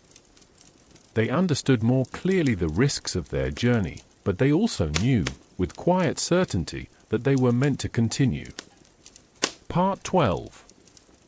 Sickness in the shadows, when illness moves quietly through the ship. In the days that followed the repair of the cracked beam, a sense of renewed hope settled over the Mayflower. The sea remained uneasy, but its motions grew more predictable. The sky, though cloudy, allowed occasional sunlight to touch the deck. After the intensity of the storm, these small gifts felt like blessings. Passengers ventured up from the lower deck more frequently, eager for fresh air. Children, grateful for the chance to move, played quietly along the safer sections of the ship.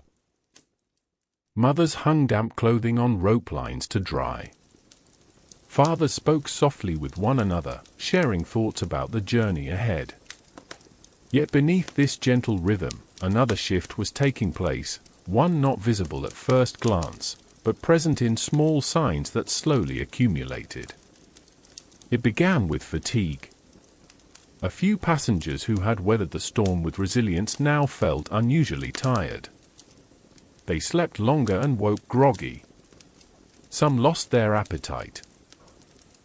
Others complained of aching joints or a persistent chill. Most assumed it was simply the after effect of stress or seasickness. And for a while, no one worried. But as the days passed, the illnesses spread. Because the Pilgrims slept in tightly packed quarters, families sharing narrow spaces, children nestled close to parents, any ailment traveled easily. Coughs echoed through the dim lower deck. Fevers warmed the cool, salty air. The sound of restless shifting replaced the peaceful breathing that once filled the nighttime hours. Still, there was no panic. Illness was a familiar companion in 17th-century life. People understood that bodies grew weary and recovered, especially under strain. Their concern was gentle, steady, and rooted in care, not alarm. The ship's dampness contributed to the discomfort. The heavy Atlantic air seeped into blankets and clothing. Water that splashed across the deck during storms trickled through cracks, adding moisture to the bedding below. The constant rocking made deep rest difficult, and even the simplest tasks, like walking a few steps or eating a meal, sometimes felt like chores to those who were ill. One of the most tender scenes unfolded during meal times. Families sat together with wooden bowls, sharing small portions of biscuits, dried meat, and sometimes a thin broth when the crew could spare it. For those who were sick, even lifting a spoon was tiring. Their loved ones stepped in willingly, feeding them, encouraging them, and offering small smiles that carried more comfort than the food itself. Children were perhaps the most vulnerable. Their bodies were still growing, and the cold, wet environment challenged their strength. But they were also remarkably resilient. Many children bounced between bouts of illness and energetic play. They cuddled close to their parents when coughing, then minutes later found themselves giggling at the sight of seabirds following the ship. Mothers, despite their own exhaustion, tended tirelessly to their households. They wiped foreheads with cloths dampened in seawater. They murmured prayers over their sleeping children. They shared whispered conversations with other mothers, forming quiet bonds of support that stretched from one end of the ship to the other. Fathers, too, showed tenderness in ways often unspoken. They helped shift sleeping arrangements to bring fresh air to those who needed it. They held cups to trembling lips. They sat up through the night with a sick child or spouse, rocking gently with the ship's motion, keeping vigil. The communal nature of illness also led to small acts of generosity. Families shared herbs or remedies brought from home, dried mint, thyme, or chamomile kept carefully in cloth pouches. Someone offered a piece of lemon reserved for special occasions. Another provided an extra blanket, even though warmth came at a premium. These quiet acts of care created a sense of unity. The Pilgrims understood deeply that survival depended on mutual support. They had left behind their old homes, yes, but they had also carried their sense of community with them, tucked as safely into their hearts as the belongings in their chests. The crew, too, was affected. Sailors were not immune to illness, especially after long hours spent in cold rain, gripping wet ropes with cramped hands.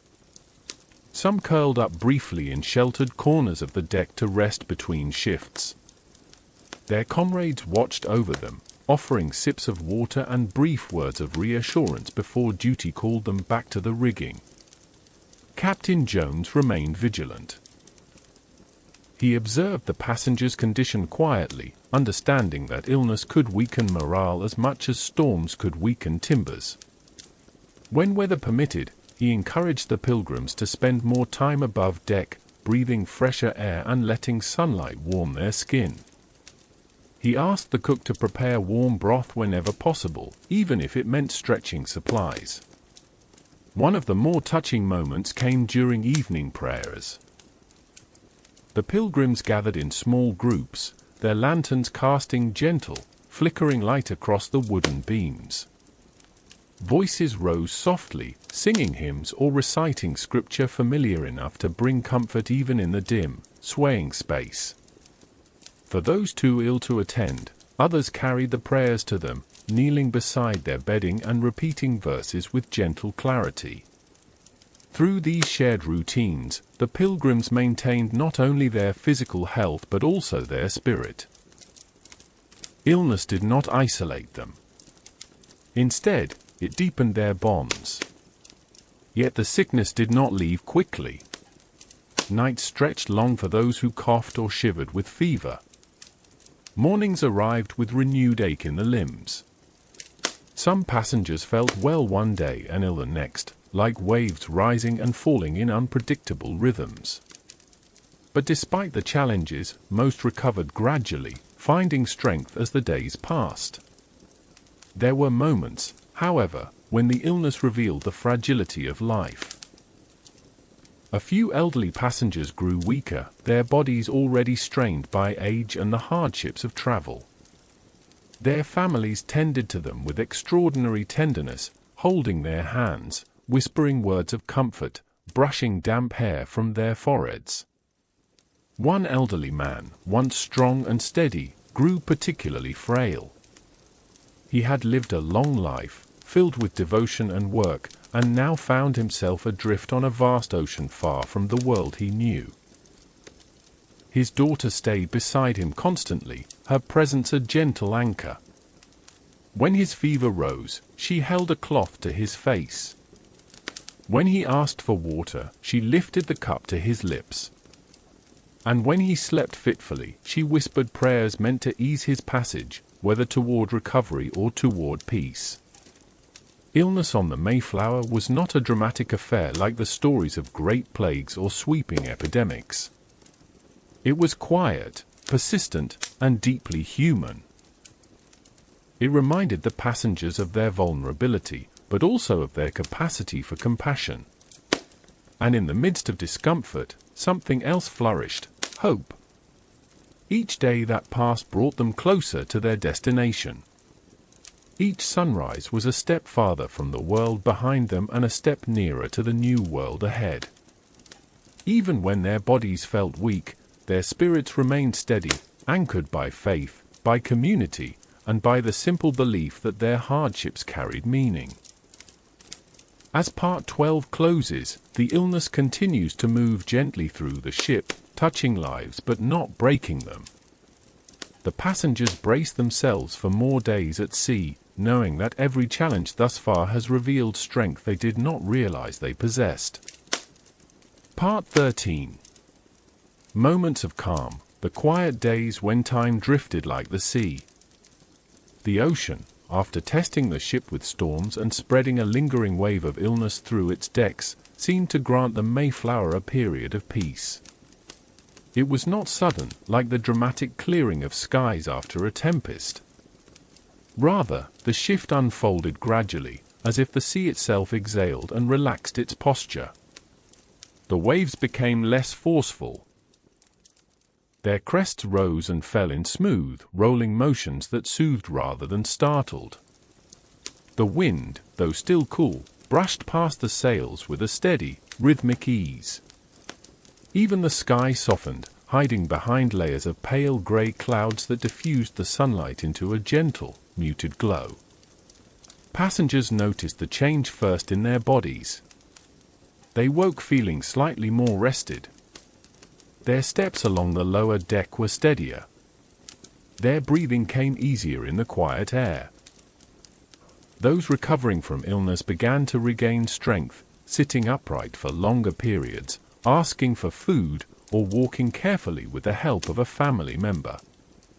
Mothers took advantage of the calmer days to tend to their children more thoroughly. They brushed hair, adjusted clothing, and wiped away the residue of fevers. They sang low, melodic hymns while rocking infants, their voices mingling comfort with devotion.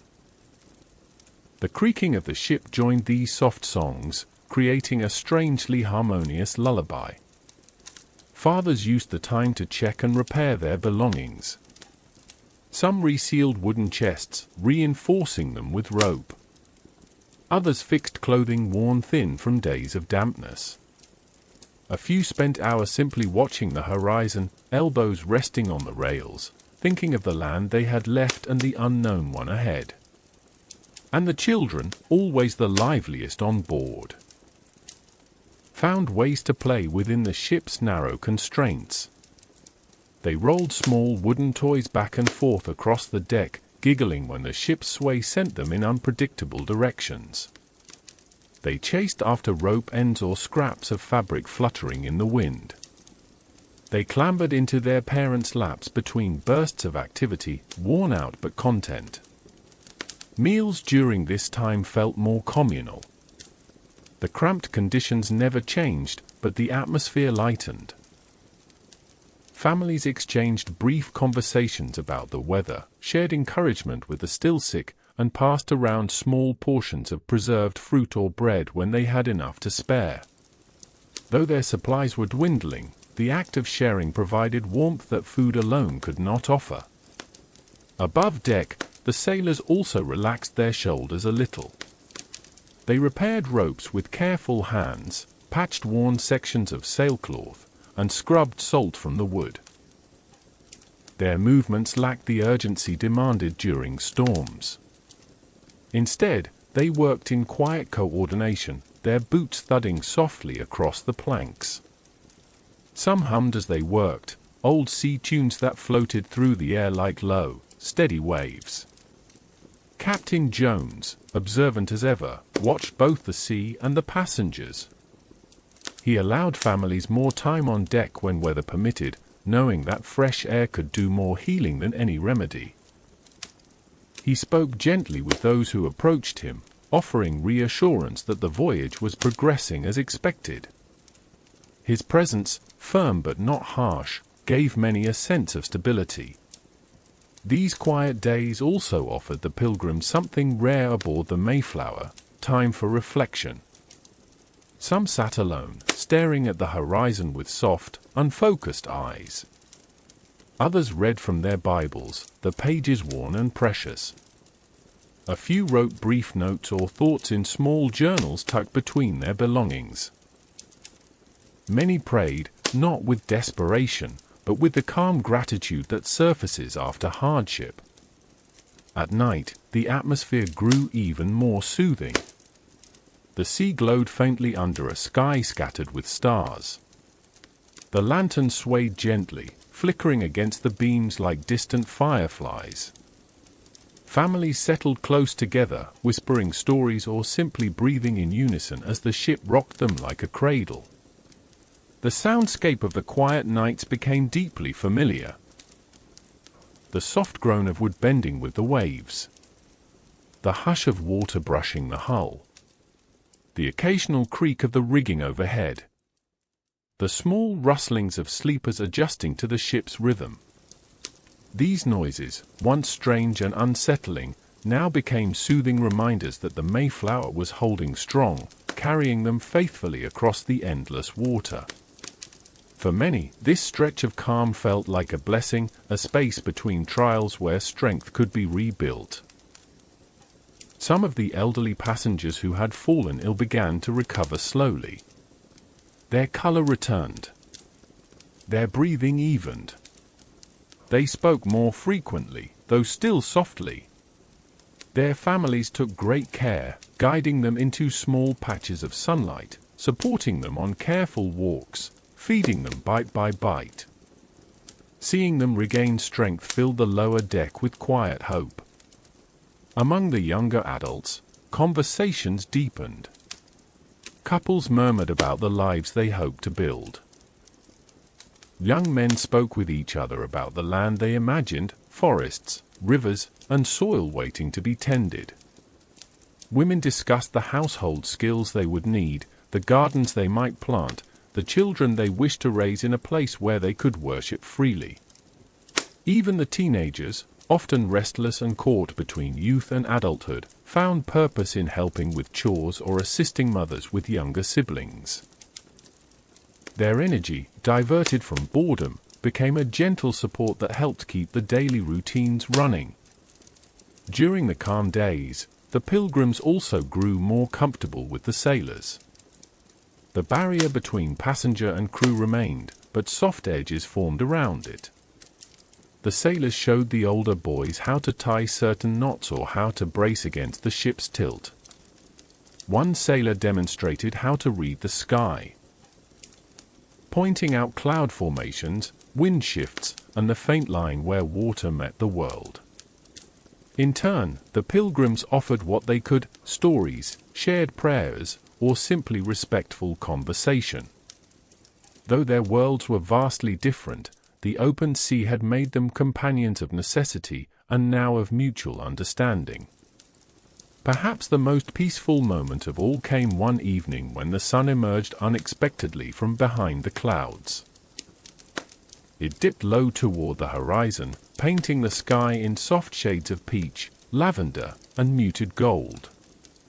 The entire ship seemed bathed in a warm light that softened every edge, from the rough planks of the deck to the weary expressions of the travelers.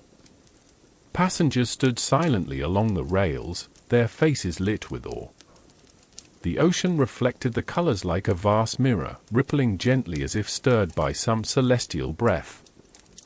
For a long time, no one spoke. The beauty was enough. The stillness was enough. In that moment, the hardships of the past weeks faded, replaced by a collective sense of wonder.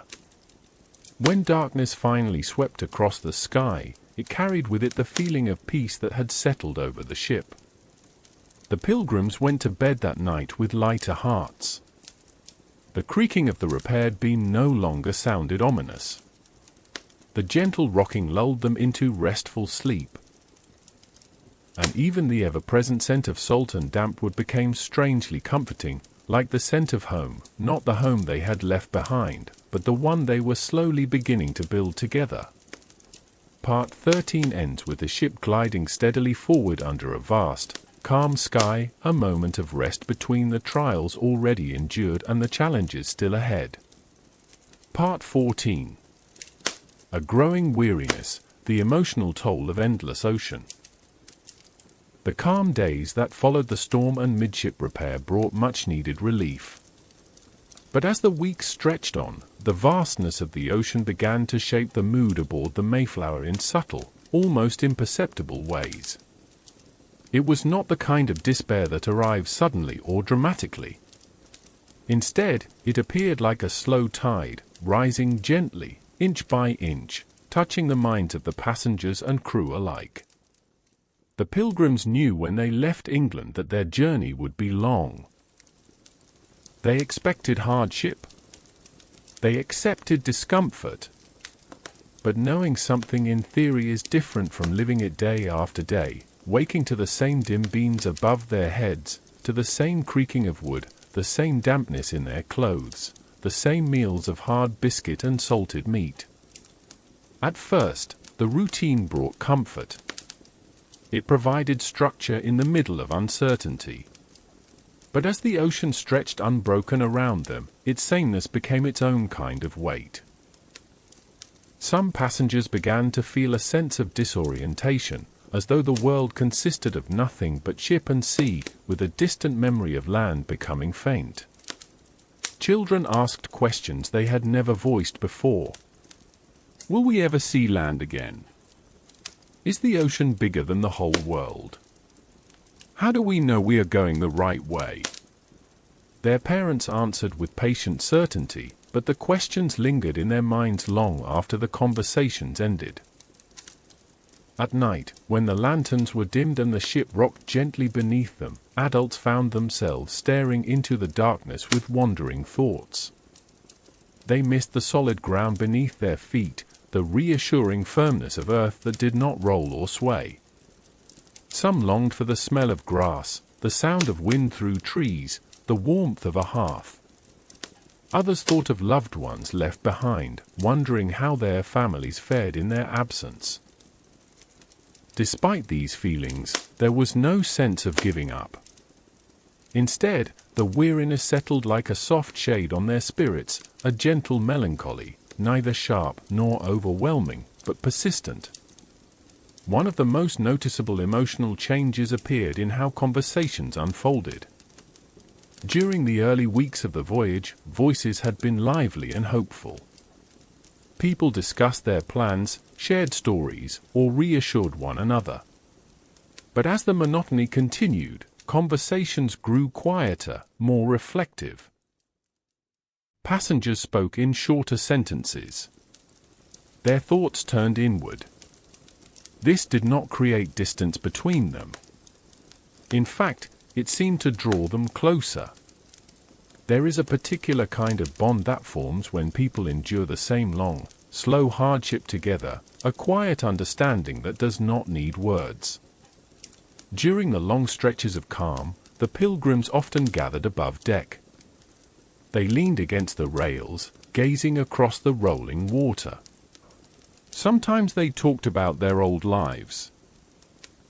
The towns they had lived in, the farms they had tended, the markets they had visited. Other times they watched the sky in silence, as though searching for meaning in the ever-moving clouds. One of the women, a gentle-voiced mother of 3, found comfort in reciting psalms aloud while gazing at the sea. Her voice was soft enough that only those nearby could hear, but the familiar rhythms brought peace to all within earshot. Her children sat at her feet, listening as the ship rocked beneath them. Below deck, the Pilgrims created small rituals to ease the repetition of their days. Some families chose a time each afternoon to gather around their Bible, reading passages that spoke of patience, endurance, and faith. Others told simple stories, tales from their childhoods or moral lessons they remembered from their own parents. The sea, too, offered its own kind of companionship. It changed in subtle ways.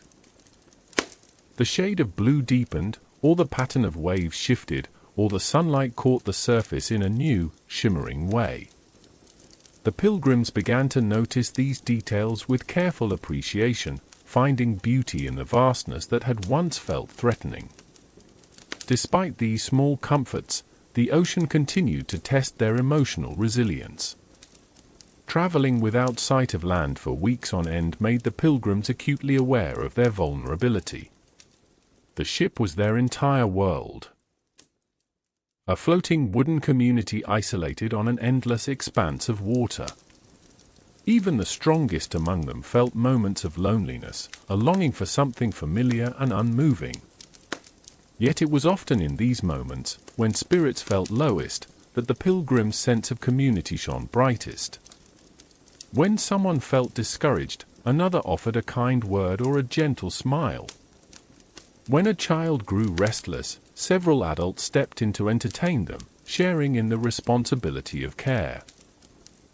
When a mother quietly wiped tears from her face, a friend often placed a comforting hand on her shoulder. Their shared faith also became a source of strength. The Pilgrims believed deeply that God guided their journey, not to spare them from hardship, but to sustain them through it. Their prayers became more intimate, more reflective. Instead of asking for quick deliverance, they prayed for endurance, wisdom, and peace. Even the sailors, who came from different beliefs and backgrounds, showed respect for the Pilgrims' devotion. They softened their voices when passing prayer groups and quietly stepped around families reading scripture. Some sailors even paused to listen when hymns drifted across the deck, carried by the wind like threads of hope. In the midst of emotional fatigue, a few passengers experienced moments of unexpected clarity, brief flashes of insight that illuminated their purpose. A young woman watching the sunrise realized she had never seen such colors before. An older man woke one morning with a renewed confidence that the voyage would be successful. A child dreamt of a vast forest and woke certain that something beautiful awaited them on the other side of the ocean. These small moments, though easily overlooked, became anchors for the Pilgrims. They reminded them that the journey, though long and wearying, was leading somewhere meaningful. One evening, as the sun sank into the western horizon, the calm water reflected soft streaks of purple, blue, and silver. The passengers gathered quietly to watch, their faces illuminated by the fading light. The sky held them in a still, almost sacred embrace. No one spoke for a long time. The creaking of the ship blended with the slow movement of waves. A distant gull cried overhead, a rare sound at this point in the journey. The cool air brushed softly against the passengers' faces, carrying with it a hint of the world they were moving toward. As the last light disappeared, a feeling of quiet strength settled among them. They were weary, yes, but they were united. They were uncertain, yes, but they were moving forward together. They were far from land, yes, but not without hope. In this soft balance between weariness and resilience, the Pilgrims found a deeper understanding of themselves and the journey they had chosen. Part 14 ends with the Mayflower continuing westward under a starlit sky, the ocean gently rocking the ship, and the hearts of the passengers quietly bracing for whatever might come next. Part 15. The growing cold, when autumn deepened and supplies began to thin. As October deepened across the Atlantic, the Mayflower entered colder waters. The passengers, who had already faced storms, sickness, and emotional fatigue, soon discovered that the chill of late autumn brought its own challenges, quieter than the violent winds, but persistent in a different way, slipping into bones, clothes, and thoughts. The change began subtly. A coolness in the morning air that lingered longer than before.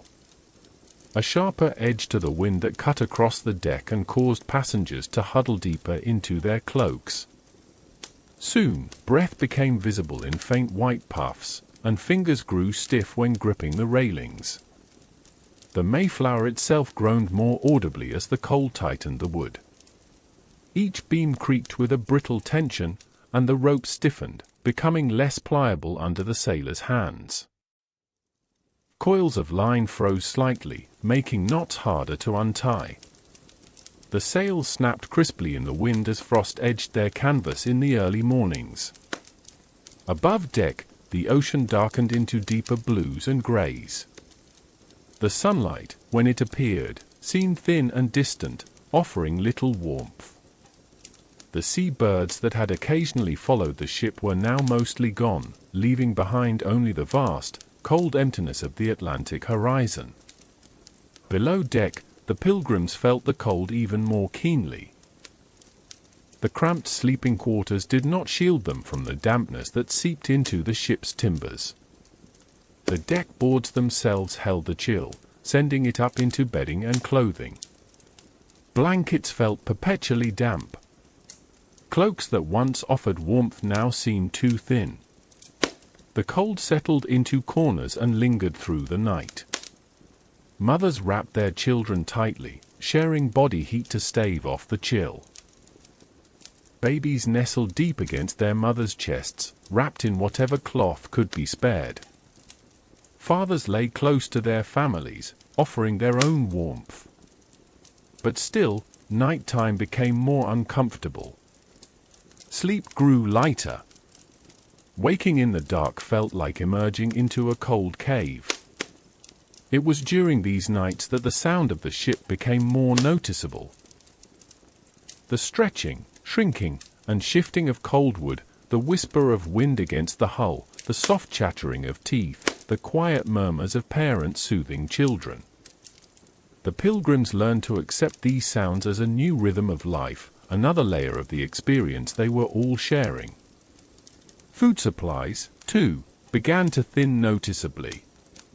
Months of travel had taken their toll on the provisions. The biscuits became harder, sometimes crumbling into dust before they could be eaten. The salted meat, though still edible, grew tougher and less flavorful as the days wore on. Fresh water remained carefully rationed, its barrels chilled by the surrounding air. Warm meals became more precious. When the cook managed to prepare a hot broth or mash, families gathered eagerly, grateful for the fleeting warmth it provided. The steam rising from pots created soft clouds in the cold air, drawing people close like moths to a lantern.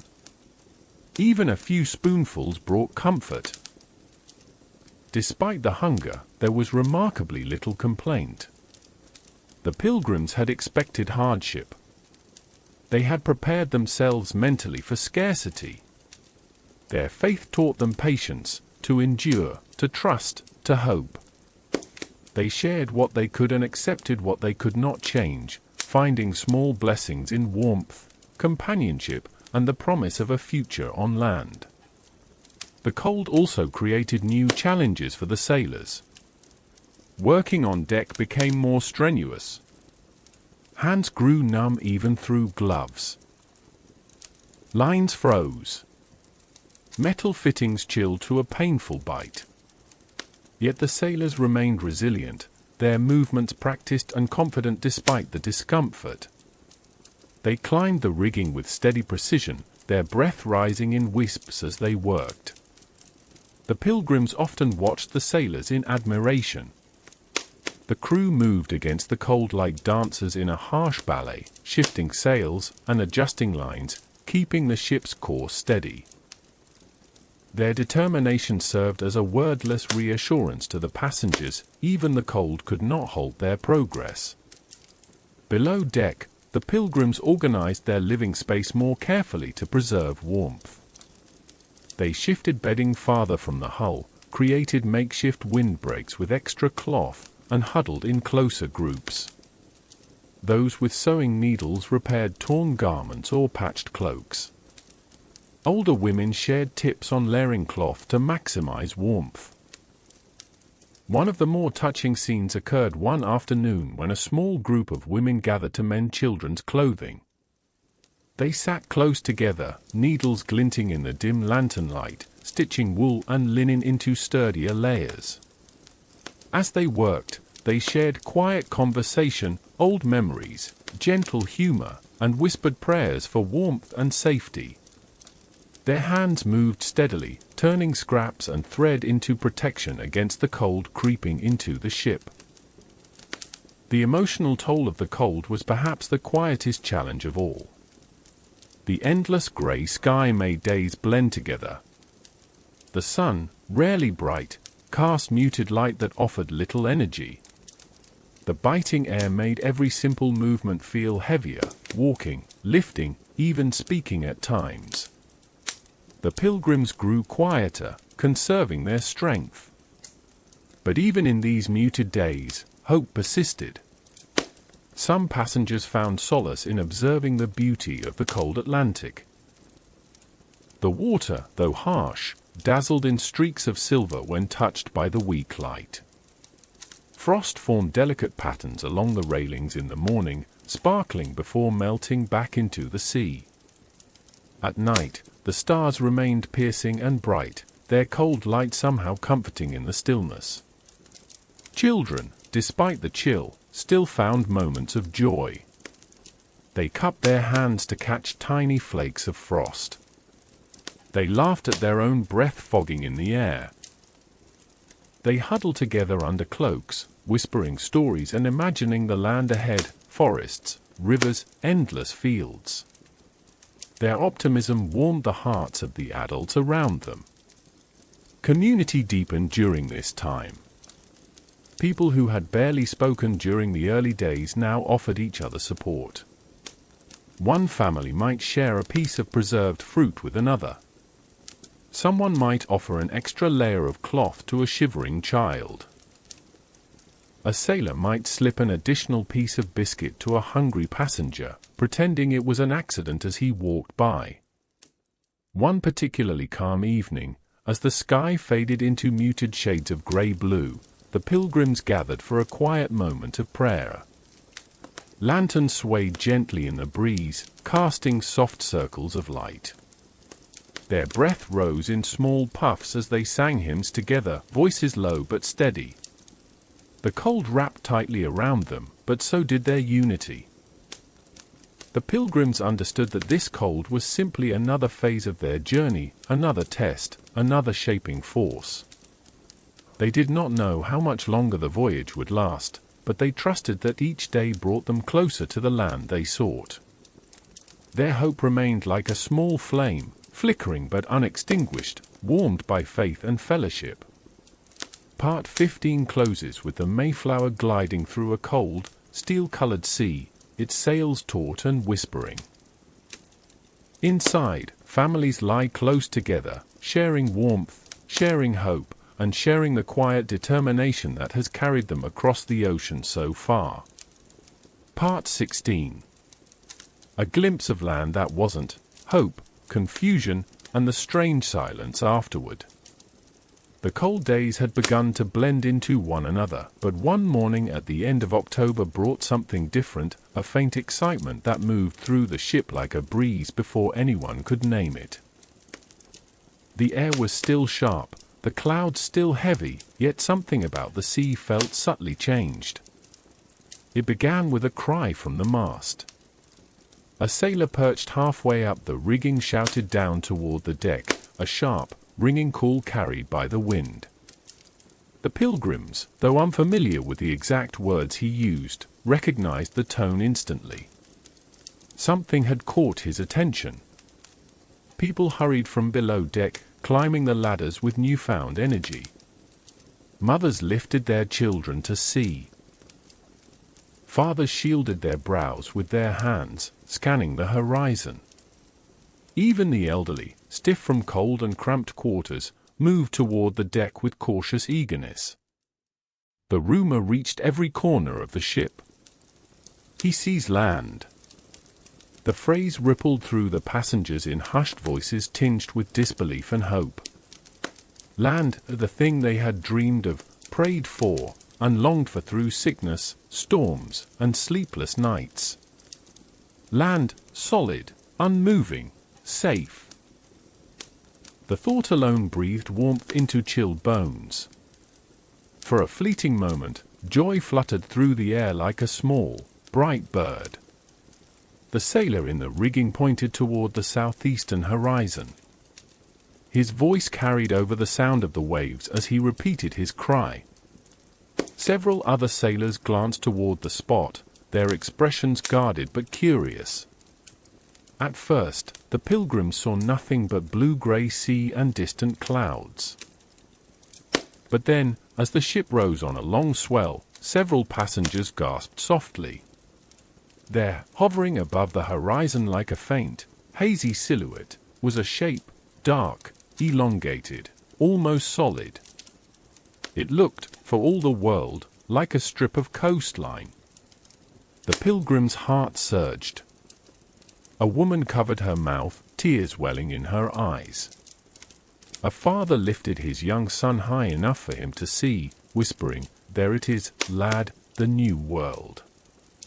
Children clapped, unaware of how fragile this moment would become. Below deck, those too ill or too weak to climb were told of the sight. Some closed their eyes and pictured a forested shore. Others whispered brief prayers of thanks. The atmosphere became lighter, almost buoyant. But the sailors were slower to celebrate. They had seen such sights before, mirages created by the meeting of cold and warm air over water, reflections from distant clouds, shadows shaped by fog. The phenomenon was common enough to have a name among seafarers. A fata morgana, a trick of the horizon. Captain Jones climbed to the stern with a spyglass. His face remained unreadable as he lifted the instrument to his eye. The Pilgrims watched him anxiously, their hopes balancing delicately on the thin line between expectation and dread. For a long moment, he simply stared. The ocean swelled gently beneath the ship. A cold wind brushed past his cloak. The passengers held their breath. Finally, he lowered the spyglass and inhaled quietly. "It is not land," he said. The words fell with the softness of snow, yet carried a weight that pressed into the hearts of everyone listening. Some gasped. Others blinked slowly, as if waking from a pleasant dream too soon. A few turned away, shoulders sagging. Children asked questions their parents struggled to answer. Mothers hugged them close. Still, there was no outcry. No anger. No collapse of spirit. Only a soft exhale that moved through the crowd. The sound of collective disappointment handled with grace. The false sighting left a strange hush in its wake. For several minutes, people remained on deck, staring toward the horizon as if willing the shape to reappear as real land. But slowly, gently, they accepted the truth.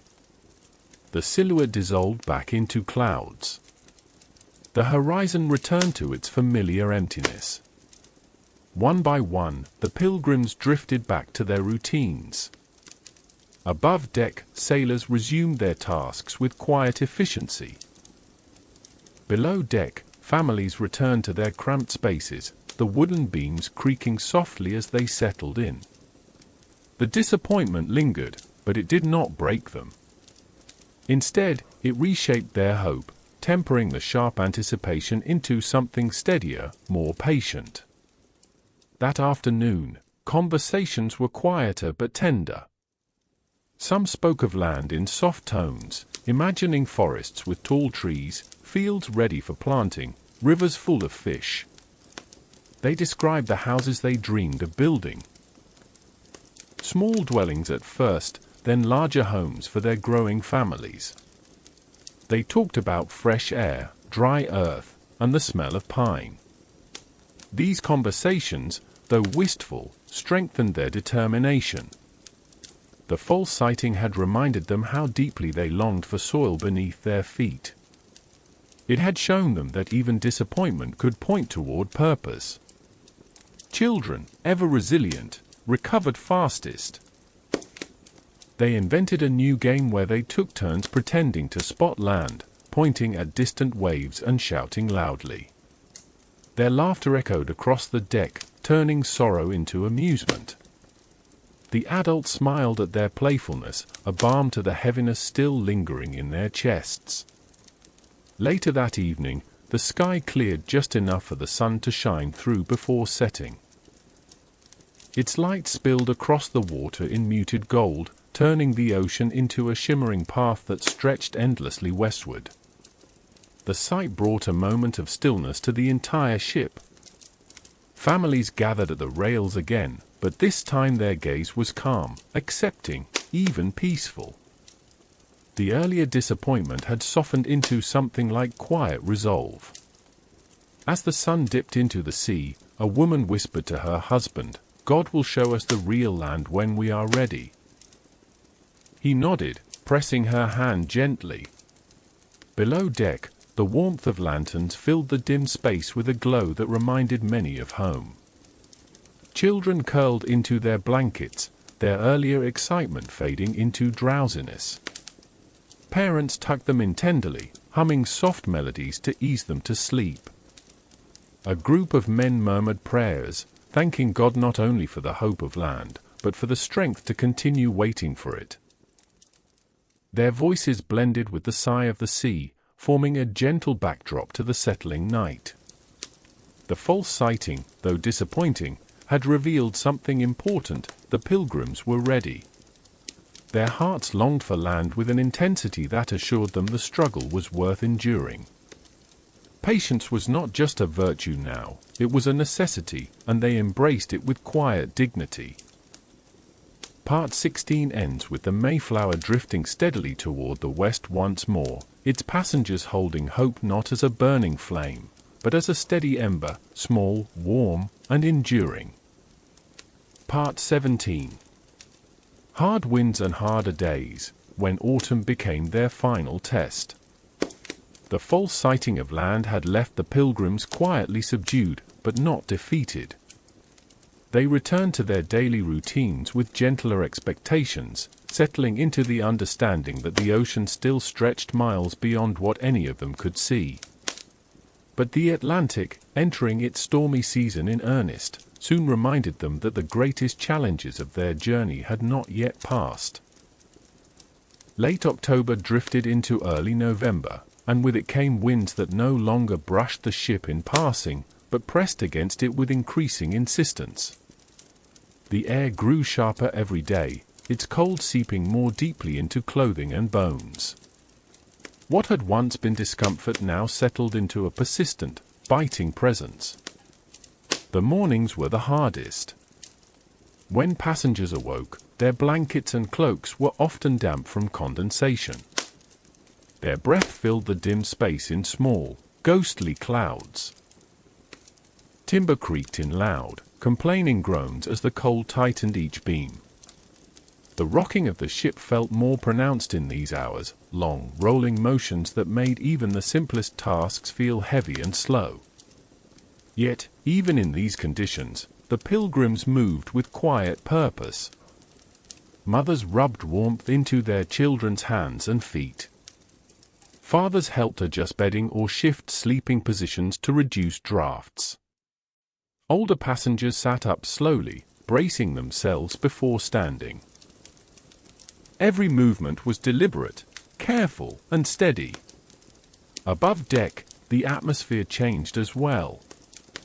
The sky took on a harder shade of grey. Clouds often hung low enough to blur the horizon, making the world feel smaller, as though sea and sky were merging into one continuous expanse of cold. The wind whipped across the deck with a sharper edge, snapping at cloaks and pushing against anyone who ventured above. The sailors felt the change most acutely.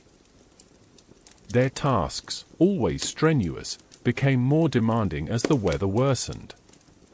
Ropes stiffened, sails strained against their masts, and every climb up the rigging required more strength. Their hands reddened in the cold, their breath rising in bursts of white, and their faces were lashed by salt carried on the wind. Yet they worked with steady discipline. The Pilgrims watched them with growing admiration, feeling gratitude for the skill and resilience of the crew that kept the ship on course through conditions few of them had imagined. Below deck, the worsening weather affected everything, even mealtimes. Heating water became more challenging. Bread grew harder, now requiring considerable effort to chew. Salted fish and meat seemed tougher, colder, and less appetizing. Children complained softly, but ate what they were given. Adults murmured quiet encouragements, reminding each other that every meal, even a sparse one, provided strength. Sleep became more difficult. The nights grew louder as the wind whistled through cracks in the ship's structure. The hull groaned as waves pressed against it. Lanterns flickered, their flames trembling with each gust of air. The floor felt colder, sending a chill up through bedding even when families huddled close together. Many passengers woke multiple times each night. Adjusting blankets, shifting closer to loved ones, listening to the wind, whispering prayers. The constant movement of the sea, once soothing, now had a raw unpredictability that made restful sleep rare. Still, a quiet fortitude settled among the Pilgrims. They had endured illness. They had endured storms. They had endured weeks of monotony, uncertainty, and emotional fatigue. Now they faced the cold and the harsh winds of late autumn, and somehow their spirits remained steady. It was during this time that small moments of beauty became especially cherished. Sometimes, between heavy clouds, the sun broke through in glittering beams that made the water shine like polished glass. The Pilgrims paused whatever they were doing to breathe in the faint warmth and watch the ocean sparkle under the sudden light. At night, when the clouds momentarily parted, the stars appeared incredibly sharp against the dark sky. Pinpricks of silver light reflected on the waves, turning the sea into a vast, shifting mirror. Even the cold felt gentler during these moments, as though nature was offering quiet reassurance. The bond among the passengers deepened even further during these demanding days. A woman who had barely spoken to anyone during the early weeks now helped comfort a young mother whose infant was struggling with the cold. A teenage boy took it upon himself to help an elderly man walk safely across the deck, offering his arm with a shy nod. A family with slightly more food than others discreetly shared small portions throughout the week. These acts were small in scale but great in meaning. They warmed the Pilgrims' hearts even as the cold tried to steal their strength. The emotional fatigue of the long voyage remained, but now it was matched by something stronger. A clarity of purpose that sharpened as they neared the unknown land ahead. One late afternoon, as the wind howled relentlessly across the deck, the Pilgrims gathered near the stern for a brief moment of prayer. Their voices rose together, not in desperation, but in calm supplication. They asked for strength, for endurance, for patience. The wind carried their voices across the waves, scattering them into the cold air. When the prayer ended, a woman softly said, "We are almost there. I feel it." Others nodded. Whether or not they truly believed it, the thought warmed them. The sailors, too, sensed a shift. They checked the charts more frequently. They watched the sky with sharper attention. They noted the sea birds that appeared from time to time, a sign that land was drawing nearer. Even Captain Jones stood longer at the helm each day, scanning the horizon with a deepening focus. As the ship moved west, the cold intensified. The nights became colder still, the winds more biting. But now there was a new undercurrent among the passengers: anticipation. They did not know how much farther they had to travel. They did not know what awaited them. But they felt, in their bones, that the journey was entering its final phase. On one particularly bitter night, as the ship rocked in the icy wind, a group of children whispered excitedly under their blankets, imagining forests, cabins, rivers, and open fields. Their parents listened, smiling faintly in the dim lantern light. For the adults, the future was more uncertain, but also more tangible than ever. Their dreams of religious freedom, land to cultivate, and communities to build felt closer now, no longer distant ideas but possibilities drawing nearer with each mile. Part 17 ends with the Mayflower pushing onward through cold and wind, the ship battered but steady, the passengers weary but resolute. They have come too far to turn back. Their journey, shaped by hardship and hope alike, has forged a strength deeper than any of them expected. Part 18. The first faint signs of a new world. The Mayflower pressed on, its sails taut against the wind, its hull groaning like a tired traveler leaning into each new wave. The cold had become a constant companion, no longer surprising in its sharpness but settling into the rhythm of each day, familiar and biting. The Pilgrims had grown used to waking in the half-dark, their breath visible in pale wisps, their hands stiff and slow as they pulled on whatever layers they could. But now, the mood aboard the ship shifted ever so slightly. It wasn't a celebration, nor even anticipation, but a quiet hum of awareness, a sense that something in the world around them had changed.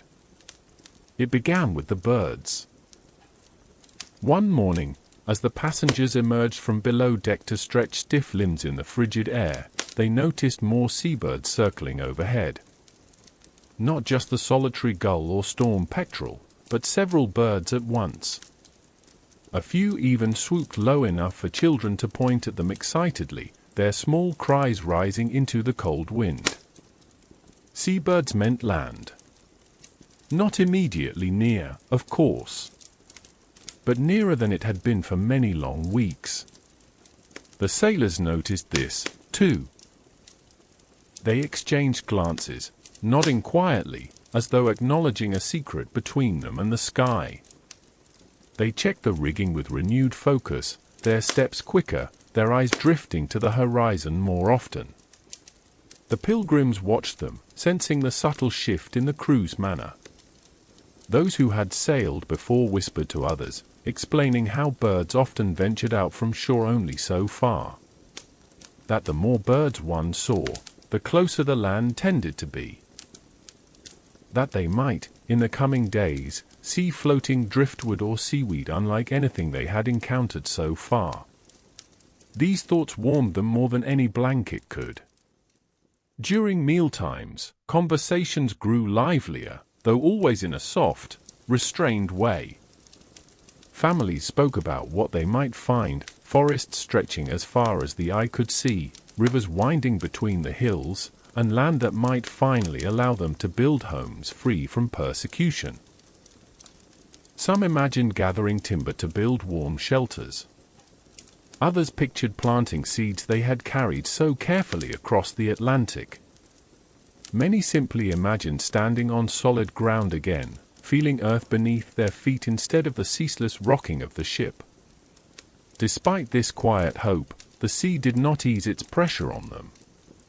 Cold wind still swept across the deck with force, tugging at clothing and sending sharp shivers through anyone unprepared. The ship still lurched over the darker swells of the November Atlantic, its wooden beams rattling, its ropes straining. Sleeping remained difficult, with the nights long, the lanterns flickering low, and the cold pooling heavily in every corner below deck. Still, within these discomforts, a deeper resilience settled among the passengers. They had learned how to stay warm by huddling together, how to support one another through illness, and how to soothe children through rough waters with whispered stories or simple lullabies. More than anything, they had learned to hope with patience. One evening, as the light faded into deep blue, a small group of pilgrims stood near the stern, bundled tightly in cloaks. The sea stretched endlessly behind them, but ahead, just faintly, the horizon looked different. A line of misty grey hung lower than usual, almost as if the sky were resting upon something unseen. "Is that land?" someone whispered. The sailors, overhearing the question, came to look. One shaded his eyes and nodded slowly. "Could be," he said. "Or could be cloud. We'll know in time." But the words were enough for those gathered. They went below deck whispering the possibility to others. That night, the pilgrims slept more lightly than usual.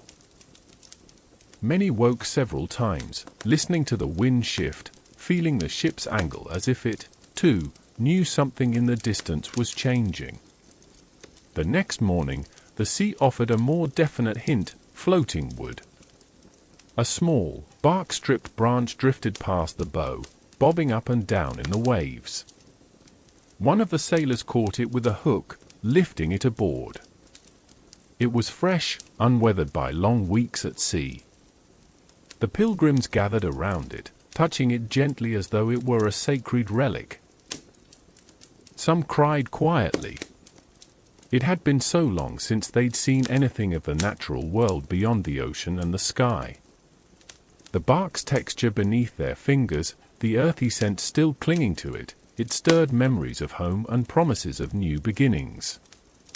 As the day went on, the sea took on a different character. The waves, though still strong, seemed less chaotic. The wind carried faint hints of earth and vegetation. Notes almost too subtle to notice, but real enough that the sailors remarked on it. The sky itself seemed brighter, even beneath heavy clouds. The horizon sharpened, and the sea birds continued their circling dance, their cries echoing like playful ribbons in the wind. Captain Jones spent more hours at the helm that day, his gaze fixed upon the distance. Every so often, he called out a direction, adjusting their course by a degree or two. His voice was steady, even calm, but there was a tension beneath it, a readiness. Below deck, the pilgrims prepared in their own ways. Mothers cleaned their children's faces and smoothed their hair. Fathers tightened packs, checked shoes, and murmured instructions about staying together when the time came to disembark. Single travelers fastened belts, refolded blankets, and whispered prayers of gratitude for having made it this far. The communal atmosphere that evening was unlike any before. People spoke softly but with unmistakable excitement. They shared memories of the homes they had left behind, dreams of the homes they intended to build, and hopes for the peace and freedom they sought in the new world. Even those weakened by weeks of illness sat up more alertly, watching the small group of families preparing near them. Everyone felt the change in the air. That night, the ship rocked more gently. The stars, when visible, shone with a crisp brilliance that made the sea sparkle faintly. Children slept peacefully, some dreaming aloud about forests and cabins. Adults stayed awake longer, their hearts too full to rest. The following dawn arrived with a pale, golden glow. As the pilgrims emerged to the deck, the air felt different, cool but less biting, the wind calmer, the scent of earth unmistakably present now. And there, beyond the horizon, lay something dark and solid. Land. Not an illusion. Not a cloud. Not a wish whispered into the wind. Something real. Something waiting. The Mayflower sailed on toward it, steady and determined. And the Pilgrims, after so many weeks of hardship, cold, and quiet perseverance, felt a wave of emotion rise within them, relief, gratitude, wonder, and a deep, trembling awe. Part 19. The first glimpse of the new shore. The land grew clearer as the hours passed, though not quickly. The Mayflower eased toward it with a weary dignity, its sails catching what wind they could from the shifting autumn breezes. The passengers gathered wherever they could find a view, their hands gripping rails, barrels, ropes, anything steady, while they leaned forward toward the horizon, hardly daring to blink. The shoreline took shape slowly, as though rising from the sea itself. At first it appeared only as a dark smudge, but gradually details emerged, the slope of hills, the outline of clustered trees, and the faint suggestion of beaches where the water curled into foam. A soft band of mist lay draped around the base of the coast, moving lazily in the morning light. The Pilgrims watched in silence at first. No one wanted to break the stillness, as though speaking might make the land vanish like a dream upon waking. Many had envisioned this moment during long nights below deck, yet actually seeing it brought a quiet, trembling awe none had truly prepared for. The Mayflower groaned softly as it cut through the waves, each creak of its timbers sounding like the sighs of an aging creature nearing its rest. The crew moved deliberately, adjusting lines and tightening knots, but even the sailors, hardened men who had journeyed across oceans, found themselves pausing to gaze at the approaching coast. "Cape Cod," a sailor murmured to a group huddled nearby. "It looks wild," another whispered, not with fear but with respect. The passengers absorbed those words, Cape Cod, rolling them quietly in their minds. They had set out for the Hudson River area much farther south, but storms had carried them off course. And now, it seemed, Providence had set them upon a different shore entirely. Some wondered if this was a sign. Others accepted it simply as the will of the sea. Wind rippled across the water, tugging at cloaks and hair. Children pressed up against the railing, their faces flushed with excitement. For weeks they had known only endless waves and dark skies. Now they pointed at the tree line, calling out shapes their imaginations painted for them, giant forests, hidden valleys, animals they had never seen. Mothers hushed them gently, but even they could not stop smiling. One child tugged at her father's sleeve. "Is that where we will live?" she asked. "Perhaps," he replied softly. "God willing." Below deck, those too weak to stand were helped up by others, carried to the companionway so they might at least glimpse the new land. Some cried freely, their tears streaking down cheeks hollowed by illness and hunger. Others bowed their heads and prayed, their voices trembling with gratitude. The morning deepened into midday. The sun glowed faintly through high clouds, warming the deck just enough to take the sharpest edge off the cold. The land grew closer still, trees now recognizable as pines, their dark needles forming dense clusters along the coastline. The air carried a faint scent, sharp, woody, unfamiliar after so many days of salt and damp timber. One of the sailors breathed deeply and smiled. "That's the smell of shore," he said. "That's the smell of home, whatever home may be." The Pilgrims clung to those words. The Mayflower slowed as it neared the shoals, its pace cautious. The waters here were tricky, full of hidden sandbars and scattered rocks. The captain barked orders as soundings were taken.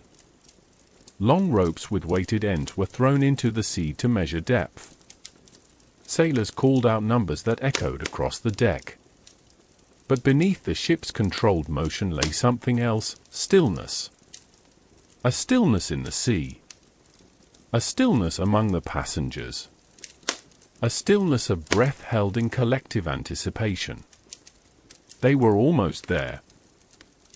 Some of the men spoke in low tones about scouting parties, about where they might land, about whether the land was inhabited and by whom. Most of these conversations were practical, thoughtful, not fearful. They had prepared their hearts for whatever awaited them. Others spoke of the simplest things, sleeping on still ground, feeling warm soil beneath their feet, hearing birds that were not seabirds. A mother sitting near the mast whispered to her young son about the houses they would build. Another told her daughter that they might plant gardens come spring. The community, tired, hungry, weakened, was kept afloat now by the single, bright thread of hope pulling them toward the shore. By mid-afternoon, the land appeared close enough to touch, though still separated by the shallow waters.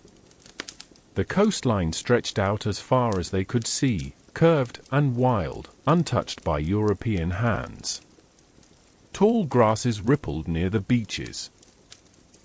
Pines rose in thick stands, their dark green crowns swaying slightly.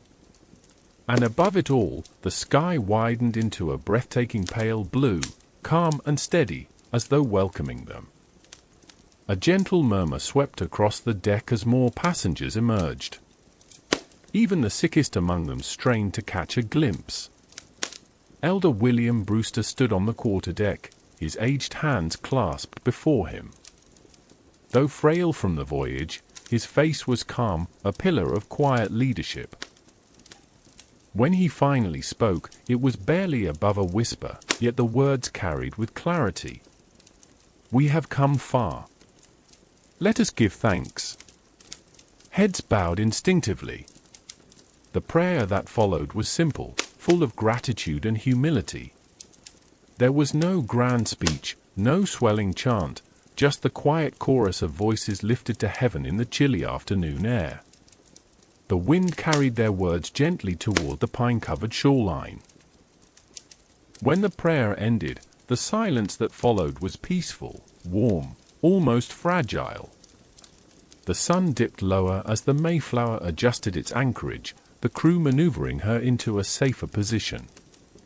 The passengers lingered on deck long after the ship had settled into place. No one wished to go below yet. They wanted this moment to linger, to stretch on like a long, comforting breath. Land. Real land. A future. A place to begin again. As evening approached, the sky melted into soft shades of violet and deepening blue. The outline of the coast darkened, though its presence remained powerful and sure. Lanterns flickered to life aboard the Mayflower, casting warm glows upon faces softened with relief. The Pilgrims did not know what the next days would hold. They did not know the hardships awaiting them on this cold, promising shore. But for now, just for this moment, they allowed themselves to rest in the simple wonder of arrival. Part 20. A shoreline of beginnings, the Mayflower comes to rest. Dawn arrived quietly, washing the horizon in muted silvers and pale golds. The Mayflower sat calmly at anchor, rocking gently in the soft morning tide. During the night, the coastline had become a shadowy ridge, hidden beneath moonlight and drifting fog. But now, with the sun rising again, the land revealed itself more fully. Pine stood in tall, dark rows along the slopes. Sandy bars glistened where the waves curled inward. Wisps of mist lingered among the trees, drifting like slow-moving ghosts through the forest. The Pilgrims stirred slowly, as though resisting the knowledge that another important moment had come. After the long voyage, after weeks of storms and illness, after the endless aching monotony of ship life, the realization that today they might actually step onto the land felt surreal, too large, too meaningful to greet with hurried footsteps. No one rushed. They moved with a quiet reverence, each person pausing to gather their thoughts, their belongings, or simply their strength. The cold morning air seeped gently across the deck, sharp yet invigorating. The Pilgrims dressed warmly, wrapping themselves in cloaks patched and weathered by sea air.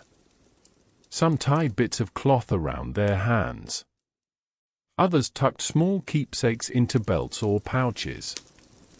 Many simply stood still and breathed in the unfamiliar scent of the shoreline. Earthy, resinous, full of pine and damp soil. Captain Christopher Jones and his crew prepared the shallop, the small boat meant to ferry explorers to shore. For days it had been repaired after the rough Atlantic crossing left it damaged. Now, mended and ready, it bobbed alongside the Mayflower, tied securely with thick rope. As sailors climbed in to make final adjustments, the Pilgrims watched with hushed anticipation. Elder William Brewster came onto the deck, supported gently by two men. The voyage had aged him visibly, as it had aged many, yet his face carried a quiet composure that steadied those nearby. He looked out toward the shoreline, his expression thoughtful, half gratitude, half solemn awareness of all that lay ahead. Around him, the murmurs of the community rose softly. Will it be safe to land today? They say the tides are calmer in the morning. Look how still the water is. God has brought us here. He will guide us the rest of the way. Mothers held their children close. Fathers checked what few tools or supplies they possessed. The elderly leaned on railings, peering out with a mixture of awe and disbelief. It had been so long since any of them had touched solid earth. The captain approached the group, his weathered face serious but not unkind. We will take a small party ashore first. To scout.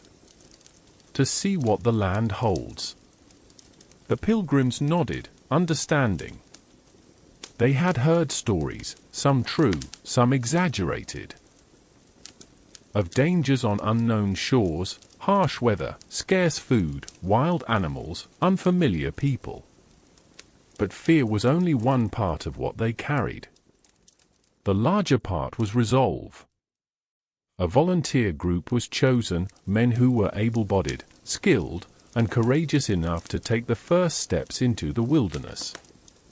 Among them were Miles Standish, the military advisor, William Bradford, thoughtful and steady, Edward Winslow, calm and observant, and several others prepared for whatever they might encounter.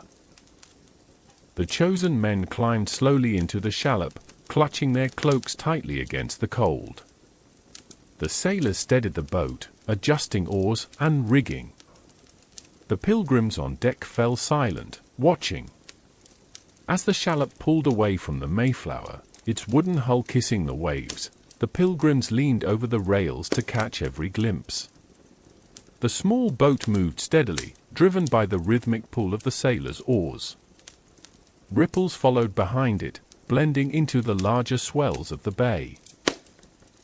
The forested shore waited in profound stillness. Minutes passed, long, drawn-out minutes that felt like entire chapters in their own right. The men in the shallop grew smaller as they approached the beach.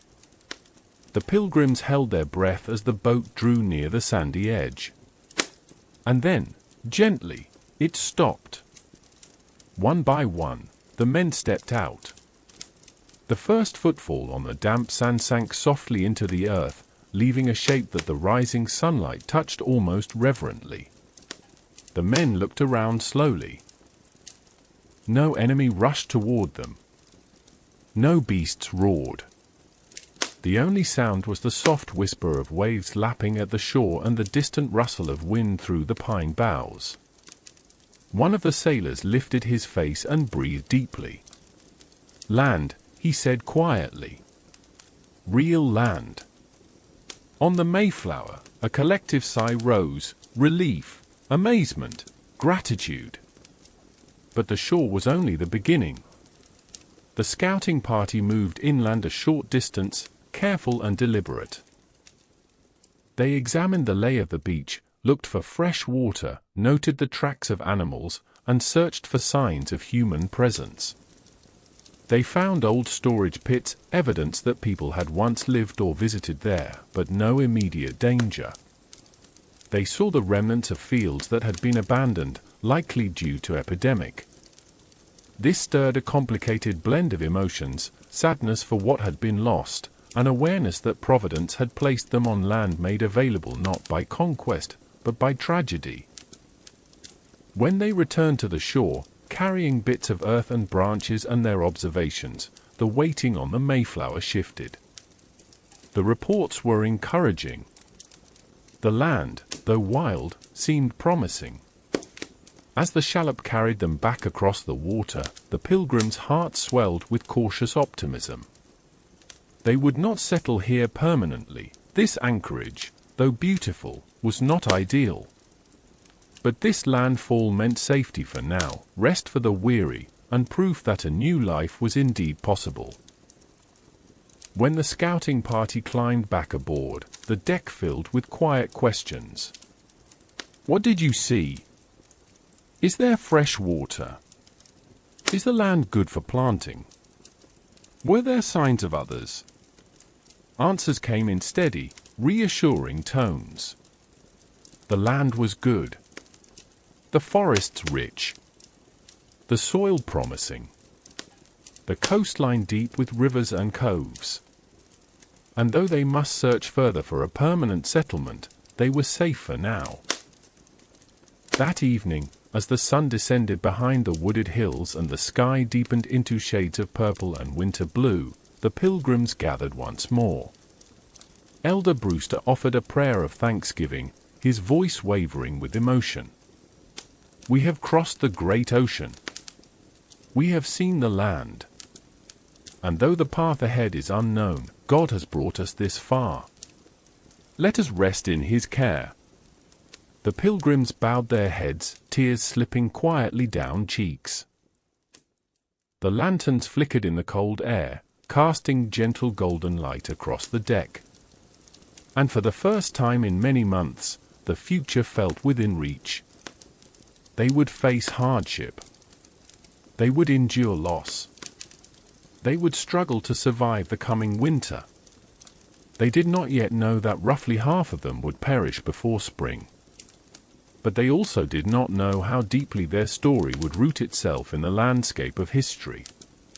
For now, on this night, they allowed themselves peace. The Mayflower rocked gently on the water, tethered by anchor but freed from the relentless torment of the open sea.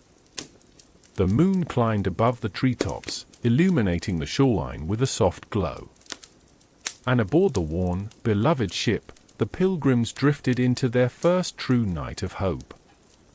As this gentle journey comes to a close, let your mind rest on the soft, steady truth at the heart of the Pilgrim's story. They crossed an unforgiving ocean not in search of glory, but in search of a place where they could live with quiet purpose and hope. Through hardship and uncertainty, they leaned on one another and on their faith, shaping a small beginning that would ripple across centuries. As you drift towards sleep, allow the stillness of their first nights in the new world to settle over you like a warm blanket. Their voyage may be finished, but your rest is only beginning. Background historian out.